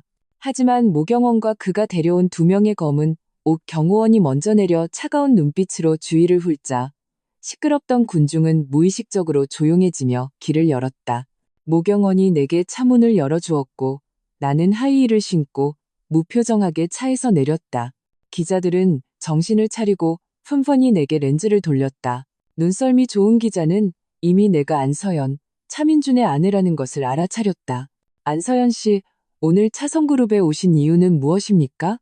현재 상황에 대해 어떻게 생각하십니까? 나는 어떤 질문에도 대답하지 않고 모경원과 경호원들의 호위 아래 건물 입구로 직진했다. 경비원이 막으려 하자 모경원은 그저 지분증명서 사본을 보여주었다.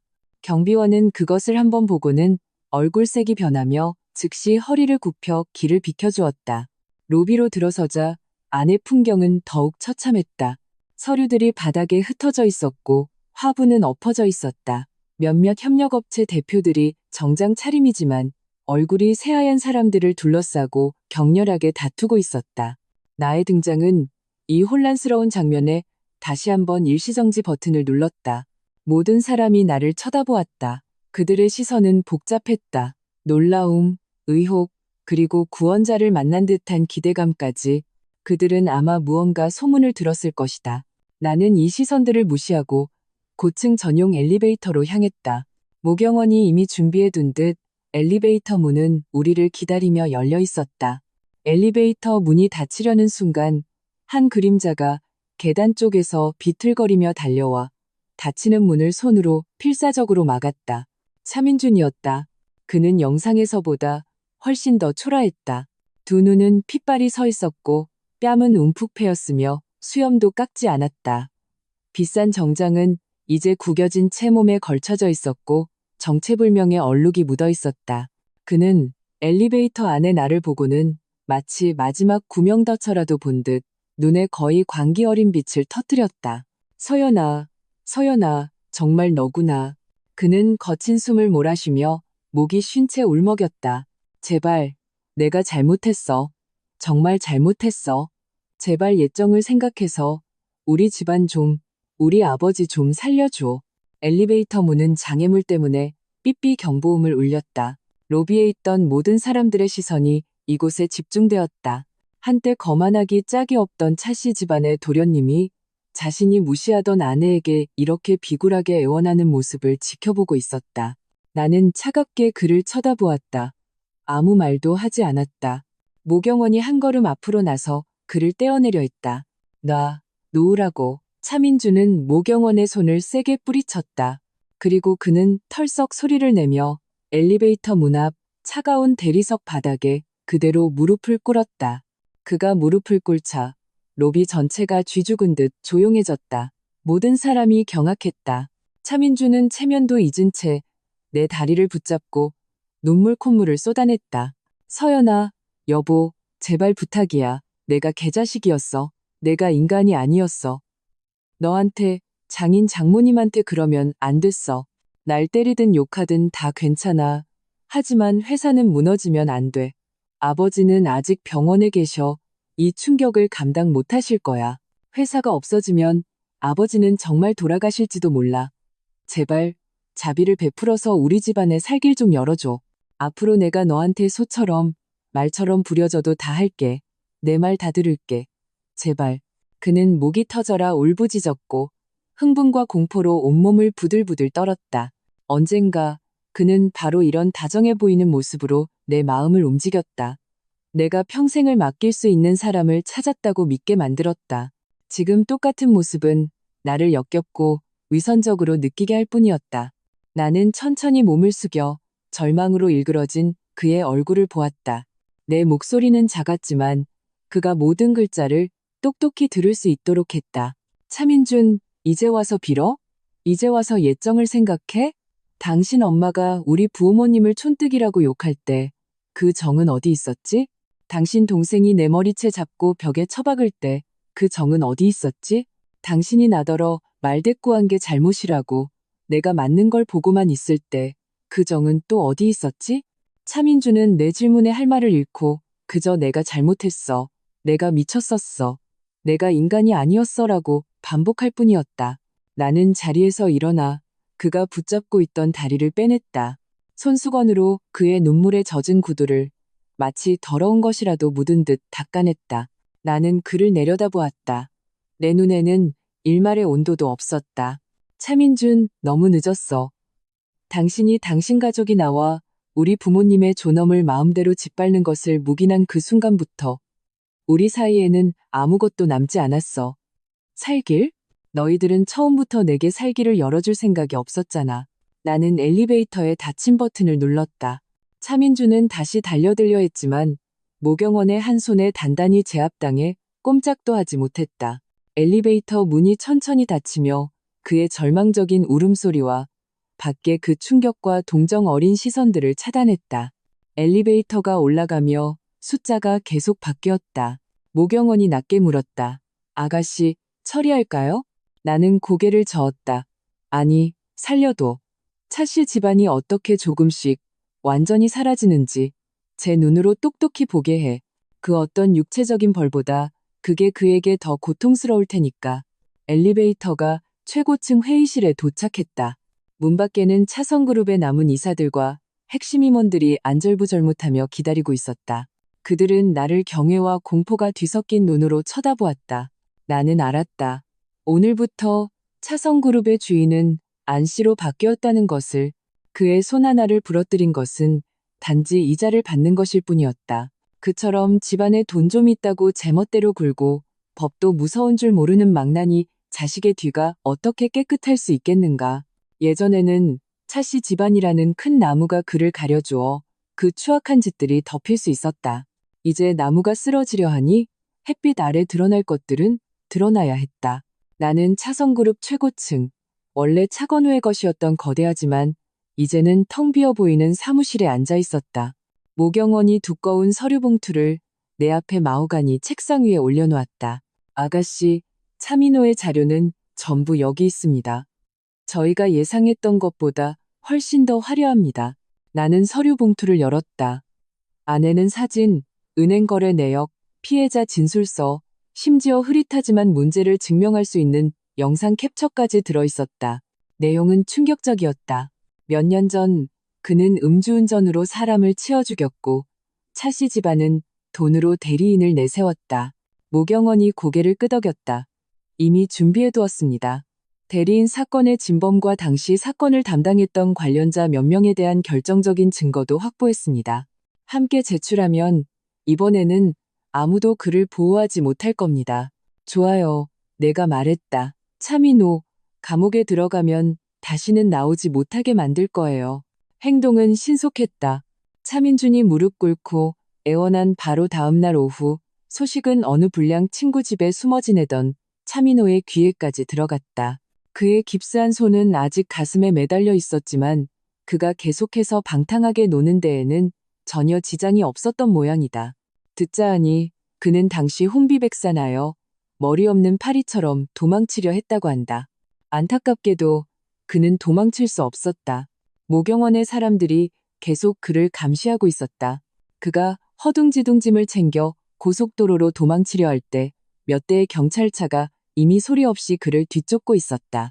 그가 시내를 벗어나기 직전에 한 신호등 앞에서 경찰은 과감하게 행동을 개시했다.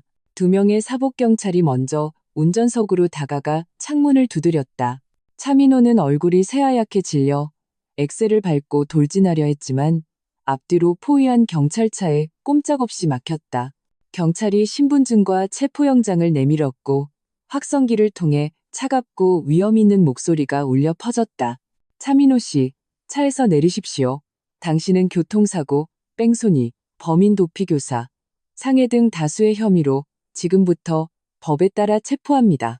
차민호가 경찰에 의해 차에서 끌려 나올 때 그는 완전히 겁에 질려 다리가 풀렸다. 바지가 축축하게 젖었고 입으로는 내가 아니야. 아빠가, 형이 다 해결해줬어. 날 잡아가면 안 돼. 우리 집은 차씨 집안이야. 돈 많다고. 라고 횡설수설 소리쳤다. 이 추한 모습은 근처를 우연히 지나가던 언론사 차량에 고스란히 찍혔다. 다음 날 차씨 집안 둘째 아들, 다수 혐의로 체포, 대중 앞에서 실금하는 추태라는 제목의 기사가 그의 아버지가 파산하고 형이 무릎 꿇고 애원했다는 소식과 함께 나란히 지역 신문 일면을 장식했다. 도시 전체의 가장 큰 웃음거리가 되었다. 차민호가 체포된 후 우리가 제공한 증거가 워낙 확실해서 경찰 수사는 신속하게 진행되었다. 과거 차씨 집안에 억눌려 감히 목소리를 내지 못했던 피해자 가족들도 차씨 집안이 무너지는 것을 보고 강력한 법률 지원까지 받게 되자 펀펀히 용기를 내어 증언에 나섰다. 새로운 죄증들이 계속해서 드러났다. 나는 모경원에게 차민호가 구치소에서 어떻게 지내는지, 시기적절하게 병원에서 버티고 있는 차건우와 값싼 여관에서 눈물로 밤을 지새우는 주미숙에게 알려주라고 했다. 듣자 하니 차건우는 작은 아들이 감옥에 갔을 뿐만 아니라 10년 이상의 징역형을 받을 수 있다는 소식을 듣고 숨이 넘어가 응급실에서 다시 한번 사투를 벌였다고 한다. 목숨은 건졌지만 사람은 완전히 망가져 말도 제대로 하지 못하게 되었다. 그리고 주미숙은 여관방에서 TV로 작은 아들이 체포되는 초라한 모습을 보고 남편이 위독하다는 병원 전화를 받자 완전히 무너져 내렸다. 그녀는 미친 사람처럼 여관을 뛰쳐나와 지저분한 잠옷 차림으로 거리에서 울고 웃으며 마주치는 사람마다 내 아들은 차씨 집안 도련님이야. 잡아가면 안 돼. 라고 소리쳤다. 결국 행인들이 정신이상자로 신고하여 파출소에 임시로 수용되었다. 모경원이 내게 이런 소식들을 보고할 때 그의 어조는 마치 날씨를 보고하듯 평온했다. 나는 들으며 마음속에 어떤 파장도 일지 않았다. 심지어 복수의 쾌감도 별로 없었다. 그저 그럴만하다는 평온함만이 있었다. 인과응보, 인거인보, 차씨 집안이 심은 악의 씨앗이 이제 그들 스스로가 삼켜야 할 쓴 열매를 맺은 것이다. 차민호는 감옥에서 인생의 가장 소중한 시절을 보내게 될 것이다. 그리고 그의 한때 거만했던 부모는 한 명은 병상에서 죽음을 기다리고 다른 한 명은 정신을 잃고 거리를 헤매게 되었다. 이것이 그들이 받아야 할 마땅한 대가였다. 하지만 아직 부족했다. 차씨 집안에는 아직 마지막 남은 체면의 껍데기, 그 위태로운 한옥 고택과 그들 마음속 깊이 혹시나 남아있을지 모를 한 가닥 희망이 있었다. 나는 그들의 마지막 남은 희망마저 뿌리째 뽑아버릴 생각이었다. 차민호가 감옥에 가고 차건우는 병상에 쓰러졌으며 주미숙은 정신을 잃어 수용되었다. 한때 견고해 보였던 차씨 집안이라는 성은 이제 텅 빈 껍데기만 남았다. 그리고 마지막으로 겨우 제정신을 유지하고 있는 한 사람, 차민준이 남았다. 하지만 그 역시 이미 영혼이 빠져나간 상태였다. 이제 이 모든 것에 종지부를 찍을 때가 되었다. 차씨 집안은 오래된 동네에 꽤 연식이 있는 한옥 고택을 한 채 가지고 있었다. 듣자 하니 차건우의 할아버지 때부터 내려온 집으로 차씨 집안의 마지막 뿌리이자 체면이었다. 이제 나는 이 마지막 체면마저 완전히 찢어버릴 생각이었다. 나는 모경원을 통해 차민준에게 메시지를 전했다. 내일 오전 10시 한옥 고택에서 보자. 마지막으로 직접 할 말이 있다. 다음 날 나는 정시에 도착했다. 고택이 있는 골목은 한적했지만 오늘따라 골목 입구에는 검은색 세단 몇 대가 서 있었다. 모경원이 사람들을 데리고 이미 그곳에서 기다리며 주변을 정리해 두었다. 고택의 나무 대문은 삐걱거리며 낡고 침체된 분위기를 풍겼다. 나는 문을 밀고 안으로 들어섰다. 마당은 크지 않았고 시들시들한 화초 몇 개가 심어져 있었다. 차민주는 마당 한가운데 놓인 낡은 등나무 의자에 앉아 있었다. 그의 모습은 초췌했고 눈빛은 텅 비어 있었다. 마치 하룻밤 사이에 20년은 늙어버린 듯했다. 발소리를 듣고 그는 천천히 고개를 들었다. 나를 보고도 그의 눈에는 일말의 동요도 없었다.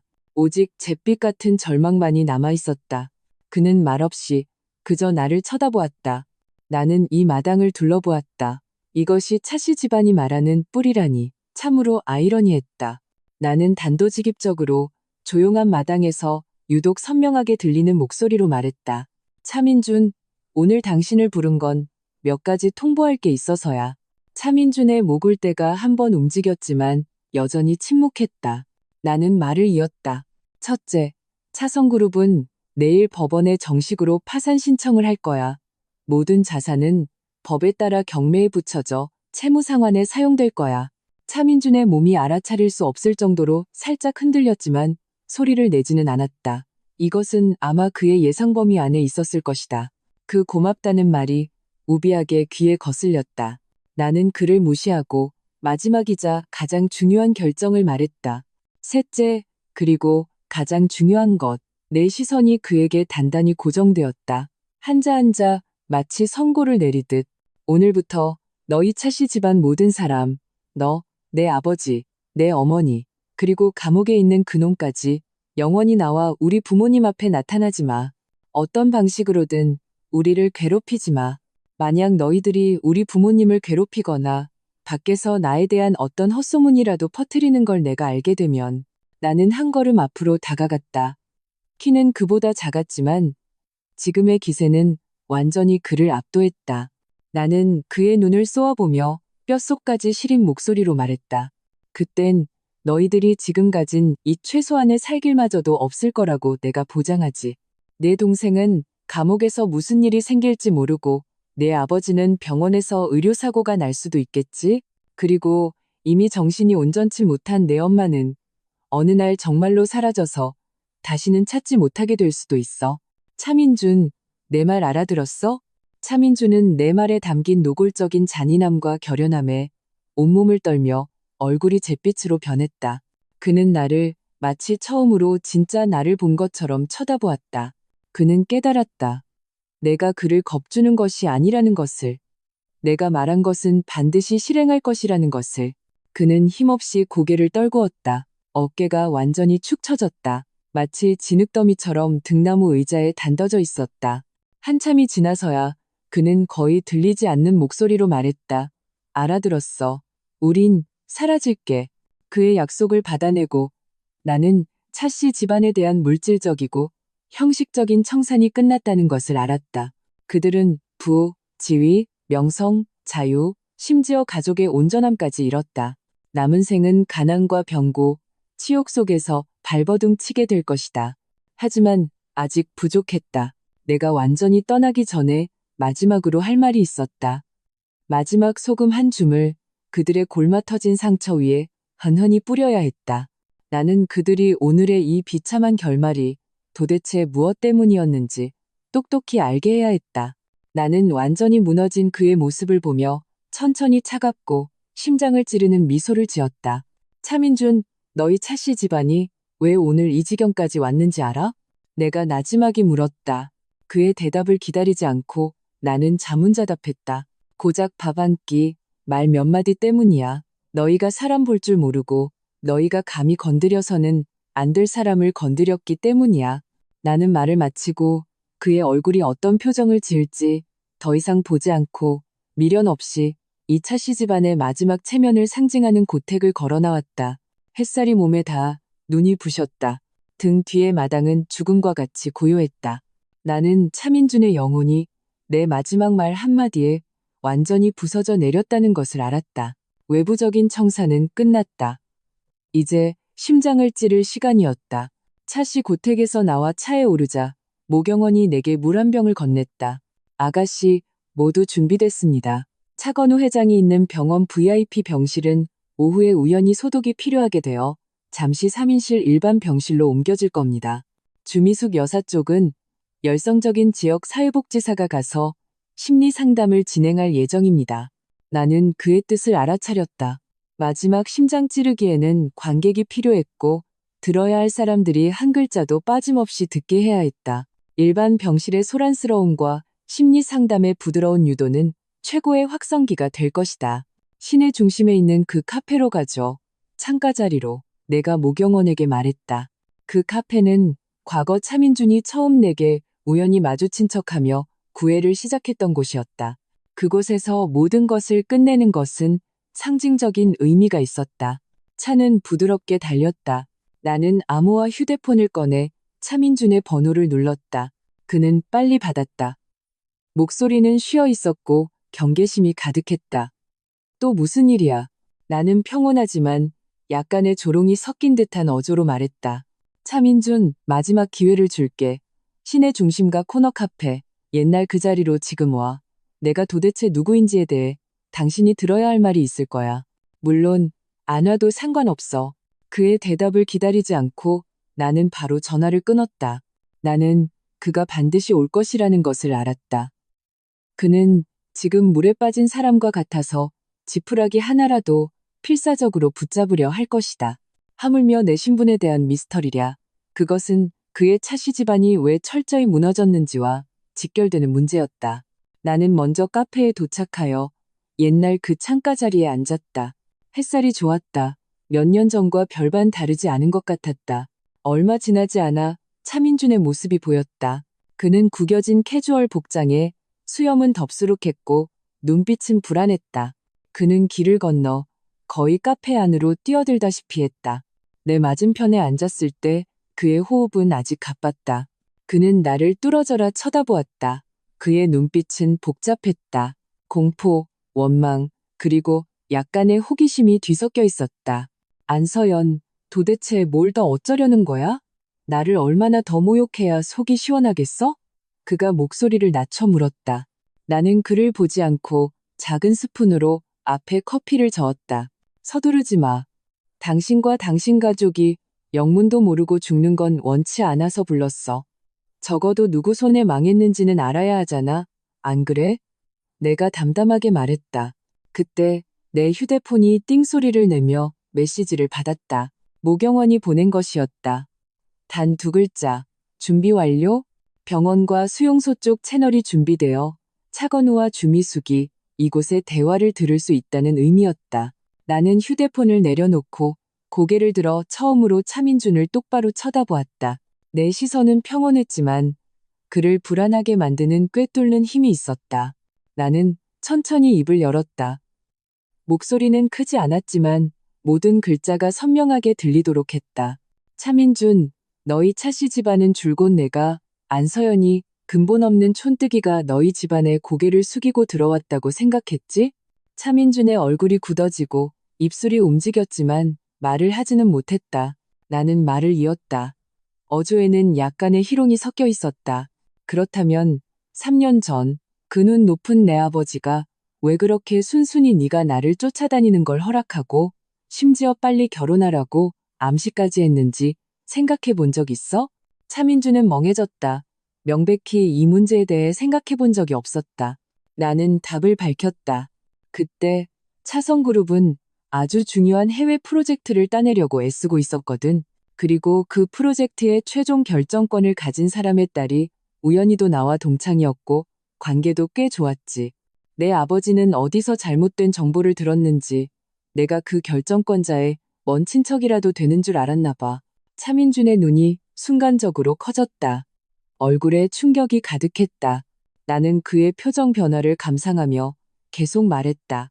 그래서 너희 차씨 집안이 내게 베푼 모든 호의는 처음부터 정교한 계산과 투자였어.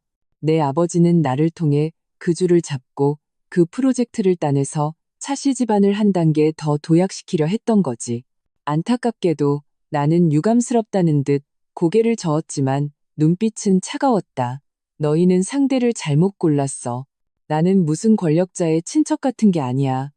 내 배경은 너희가 상상하는 것보다 훨씬 더 복잡해. 나는 몸을 살짝 앞으로 기울여 목소리를 낮췄지만 마치 무거운 망치처럼 차민준의 심장을 내리쳤다. 차민준, 알란 인터내셔널이라고 들어봤어? 차민준의 동공이 급격히 수축했고 호흡이 멎었다. 그는 당연히 들어봤다. 그것은 국제적으로 가장 신비롭고 강력한 재벌 중 하나였다. 산업은 전 세계에 퍼져 있었고 그 영향력은 헤아릴 수 없었다. 차씨 집안 같은 규모의 회사는 우러러보아도 그 발끝조차 볼 수 없는 거대한 존재였다. 나는 순식간에 새하얗게 질린 그의 얼굴을 보며 마지막 치명타를 날렸다. 나는 마치 중요하지 않은 비밀을 말하듯 가볍게 말했다. 알란그룹의 창업주, 성이 안 씨야. 안서연의 안, 내 할아버지지. 쾅당, 차민주는 마치 모든 힘이 빠져나간 사람처럼 의자에서 미끄러져 바닥에 주저앉았다. 옆에 의자를 넘어뜨려 주위 손님들의 시선을 끌었지만 그는 전혀 아랑곳하지 않았다. 그저 괴물을 보는 듯한 눈빛으로 나를 쳐다보며 온몸을 사시나무 떨듯 떨었다. 말도 안 돼. 거짓말이야. 그는 횡설수설했다. 거대한 정보량이 거의 그의 이성을 무너뜨렸다. 나는 자리에서 일어나 그를 내려다보았다. 마치 미미한 개미를 보는 듯했다. 거짓말, 그럴 필요가 있을까? 차민준, 너희 차씨 집안의 가장 큰 실수는 나를 건드린 게 아니야. 나를 건드린 후에 마치 개미 한 마리 밟아죽이듯 나를 짓밟을 수 있다고 생각한 거지. 너희가 촌뜨기라고 생각했던 사람은 너희가 10번을 다시 태어나도 넘볼 수 없는 존재였어. 너희가 나와 내 가족에게 가했던 모든 모욕은 이제 너희 자신을 묻는 무덤이 된 거야. 나는 가방을 들고 커피값을 충분히 남기고 몸을 돌려 떠났다. 문에 다다랐을 때 나는 걸음을 멈추고 바닥에 주저앉은 차민준을 마지막으로 한번 돌아보았다. 그리고 마지막 칼날을 꽂았다. 아, 깜빡했네. 너희 차씨 집안이 예전에 순조롭게 따냈던 그 몇몇 대형 프로젝트들, 사실 뒤에는 알란의 은밀한 지원이 있었어. 나는 원래 너의 진심을 보려고 했던 건데 안타깝게도 너희 가족은 속부터 겉까지 다 썩어 빠졌더구나. 나는 말을 마치고 뒤도 돌아보지 않고 카페를 나갔다. 햇살이 눈부셨지만 내 마음은 한없이 맑았다. 나는 알았다. 지금쯤 병원 일반 병실에서 어떤 우연한 스피커폰을 통해 대화를 들은 차건우와 수용소에서 상담사의 유도로 대화를 들은 주미숙, 그들의 세계는 이미 완전히 무너져 내렸을 것이라는 것을. 주심은 끝났다. 차씨 집안은 운이 나빴다는 마지막 자기 위안마저 내게 완전히 박탈당했다. 그들은 끝없는 후회와 모욕, 그리고 자신들의 무지함에 대한 조롱 속에서 남은 생을 보내게 될 것이다. 이것은 그 어떤 물질적인 박탈보다도 더 통쾌했다. 카페에서의 그 주식 이후 차씨 집안의 마지막 남은 기운마저 완전히 흩어졌다. 나는 이제 이 모든 것에 마침표를 찍을 때가 되었다는 것을 알았다. 나는 차씨 집안이라는 이 낡은 집이 어떻게 마지막에 와르르 무너져 온전한 벽돌 한 장 남지 않게 되는지 내 눈으로 직접 확인하고 싶었다. 모경원의 보고는 간결하고 효율적으로 변했다. 각각의 항목은 차씨 집안의 한 영역의 종말을 의미했다. 먼저 사업상의 차성그룹, 내가 모습을 드러내고 실질적인 지배자임을 밝힌 후 파산 절차는 놀라운 속도로 진행되었다. 법원의 압류 딱지가 그룹 본사 건물과 산하 공장, 창고의 대문에 가득 붙었다.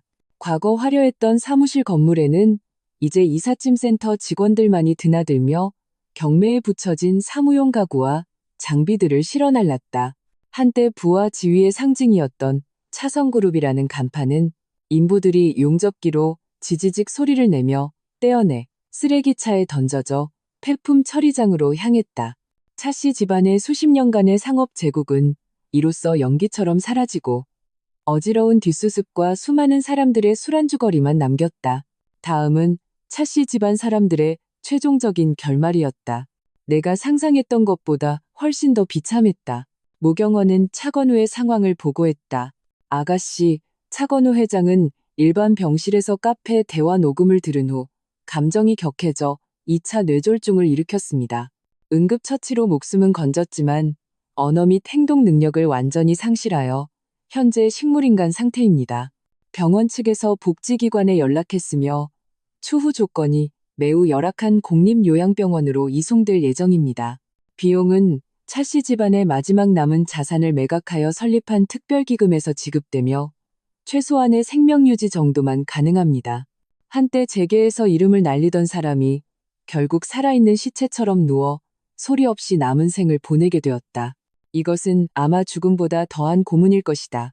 그리고 주미숙 여사는 수용소에서 정신이 완전히 붕괴되었습니다. 때로는 아들을 찾겠다며 울고불고 난리를 치고 때로는 바보처럼 실실 웃으며 입으로는 계속 나는 차씨 사모님이야. 내 아들은 도련님이야 라고 중얼거립니다. 전문적인 평가를 거쳐 교외의 정신병원에 강제 입원 조치되었습니다. 그녀가 몰래 빼돌렸던 비자금과 보석은 저희가 이미 회수하여 특별기금에 편입시켰습니다. 그토록 체면을 중시하고 콧대로 사람을 보던 귀부인이 결국 정신병원에서 통일된 환자복을 입고 진짜 정신병자들과 함께 자신의 부서진 환상 속에서 살게 되었다. 그녀가 가장 두려워했던 촌뜨기 생활이 이 가장 비참한 방식으로 그녀에게 닥친 것이다. 차민호에 대해서는 그의 결말이 가장 명확했다. 모경원은 내게 법원 판결문 사본을 건넸다. 다수의 혐의가 병합되고 증거가 확실하며 사회적 파장이 악랄하여 차민호는 징역 15년을 선고받고 즉시 수감되었다. 모경원이 덧붙였다. 교도소 쪽에도 손을 써두었습니다. 그 안에서의 생활이 편하지는 않을 겁니다. 그 부러진 손도 자신이 왜 그곳에 들어왔는지 계속해서 상기시켜주겠죠. 15년, 그가 나왔을 때는 세상은 이미 변해 있을 것이고 그의 가장 좋은 시절은 철창 안에서 썩어갈 것이다. 마지막으로 차민준. 그는 차씨 집안에서 유일하게 자유롭게 활동할 수 있지만 아마 가장 고통스러운 사람일 것이다. 고택은 압류되어 빚을 갚는 데 쓰였고 그는 무일푼으로 도시에서 가장 혼란스러운 변두리의 10제곱미터도 안 되는 쪽방에서 살고 있었다. 모경원이 보낸 사람이 몰래 찍어온 사진에는 그가 중년의 남자처럼 늙어 보였고 건설 현장에서 막노동을 하며 벽돌을 나르고 시멘트를 지고 있었다. 눈빛은 무감각했다.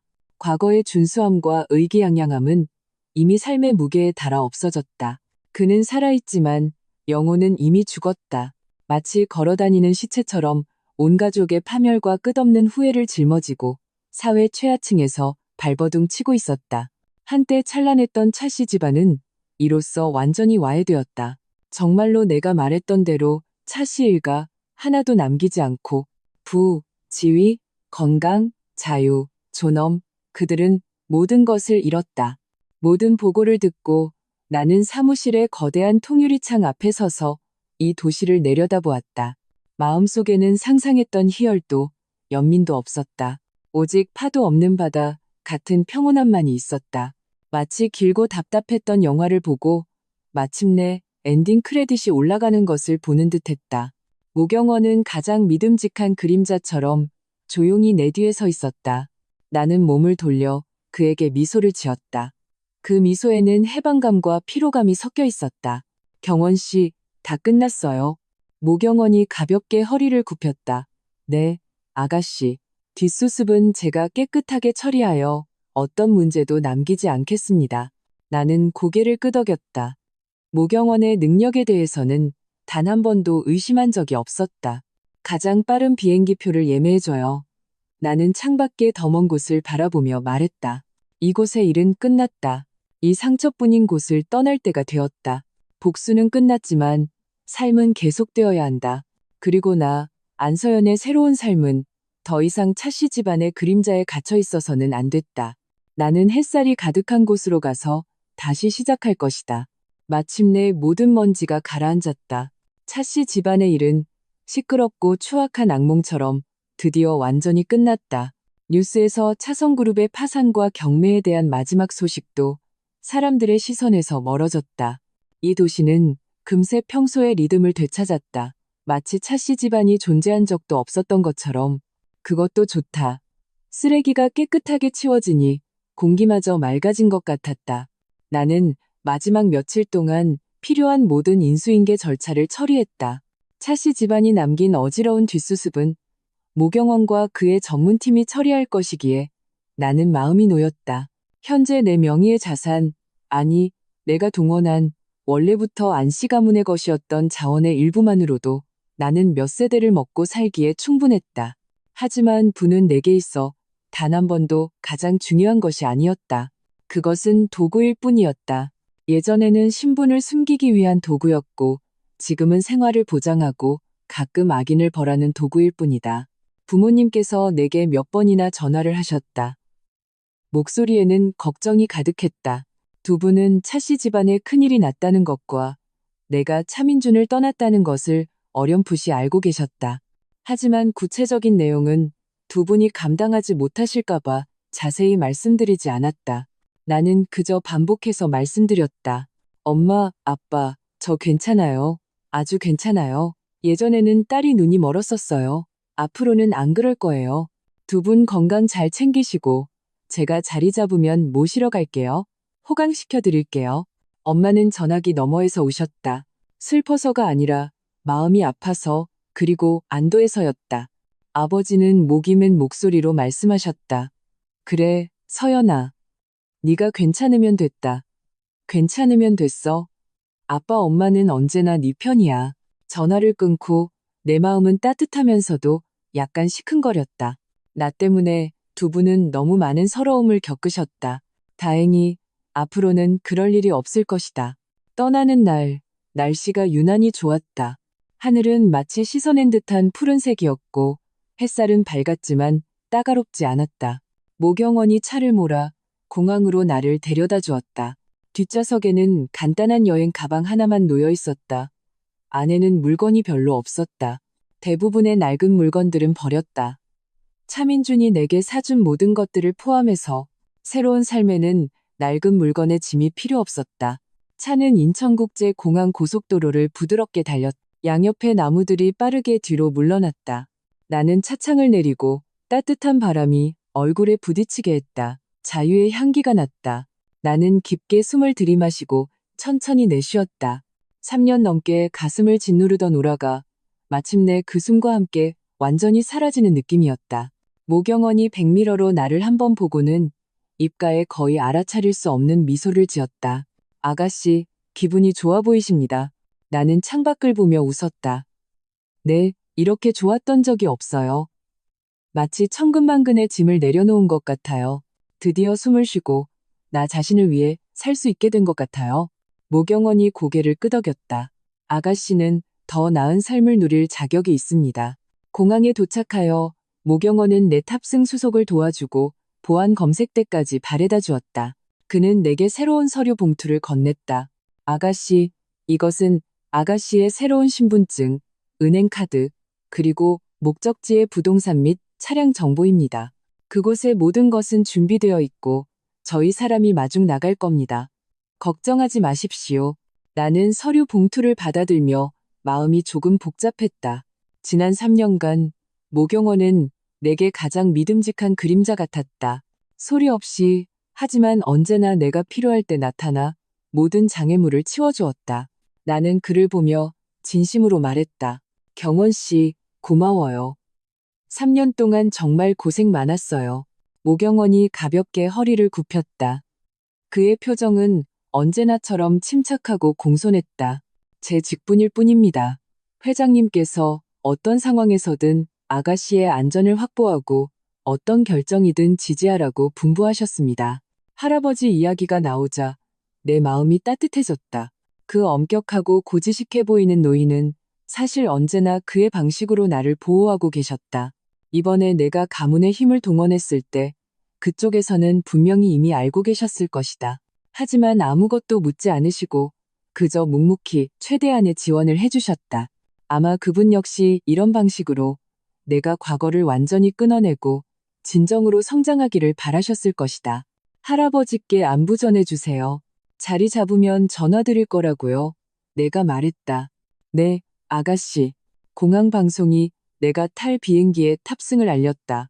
나는 보안 검색대를 보고 다시 한번 내가 몇 년간 살았던 고통과 최종적인 해방의 기억이 가득한 이 도시를 돌아보았다. 미련은 없었다. 오직 작별만이 있었다. 나는 모경원에게 손을 흔들었다. 자, 여기까지예요. 저 갈게요. 모경원은 그 자리에 꼿꼿이 서 있었다. 아가씨, 편안한 여행 되십시오. 도움이 필요하시면 언제든 연락 주십시오. 나는 고개를 끄덕이고 몸을 돌려 작은 기내용 캐리어를 끌고 가벼운 발걸음으로 보안 검색대로 들어갔다. 뒤돌아보지 않았다. 긴 탑승교를 지나 기내에 올라 창가 자리를 찾아 앉았다. 안전벨트를 매고 나는 창밖의 활주로를 보았다. 수많은 비행기들이 이착륙하고 있었다. 곧 비행기는 활주를 시작하고 가속하더니 힘차게 하늘로 솟아올랐다. 지상의 도시는 점점 작아져 마침내 희미한 축소판이 되어 구름 아래로 사라졌다. 나는 창밖에 끝없는 운해를 보았다. 햇살이 그 위에 쏟아져 온통 금빛으로 찬란했다. 미래가 어떻게 될지 나는 모른다. 하지만 이 순간부터 내 삶은 드디어 완전히 나 자신의 것이 되었다는 것을 안다. 나는 안서연이다. 더 이상 차씨 집안의 며느리도 인내해야 했던 은채도 아니다. 나는 그저 나 자신이다. 비행기는 구름을 뚫고 남쪽의 그 따뜻하고 햇살 가득한 해변 도시로 향했다. 그곳에는 새로운 삶, 새로운 시작이 있을 것이다. 어쩌면 새로운 이야기도 있을지 모른다. 하지만 그것들은 모두 나중의 이야기다. 지금 나는 그저 눈을 감고 깊이 잠들고 싶다. 악몽 없는 오직 평온과 희망만이 있는 잠을.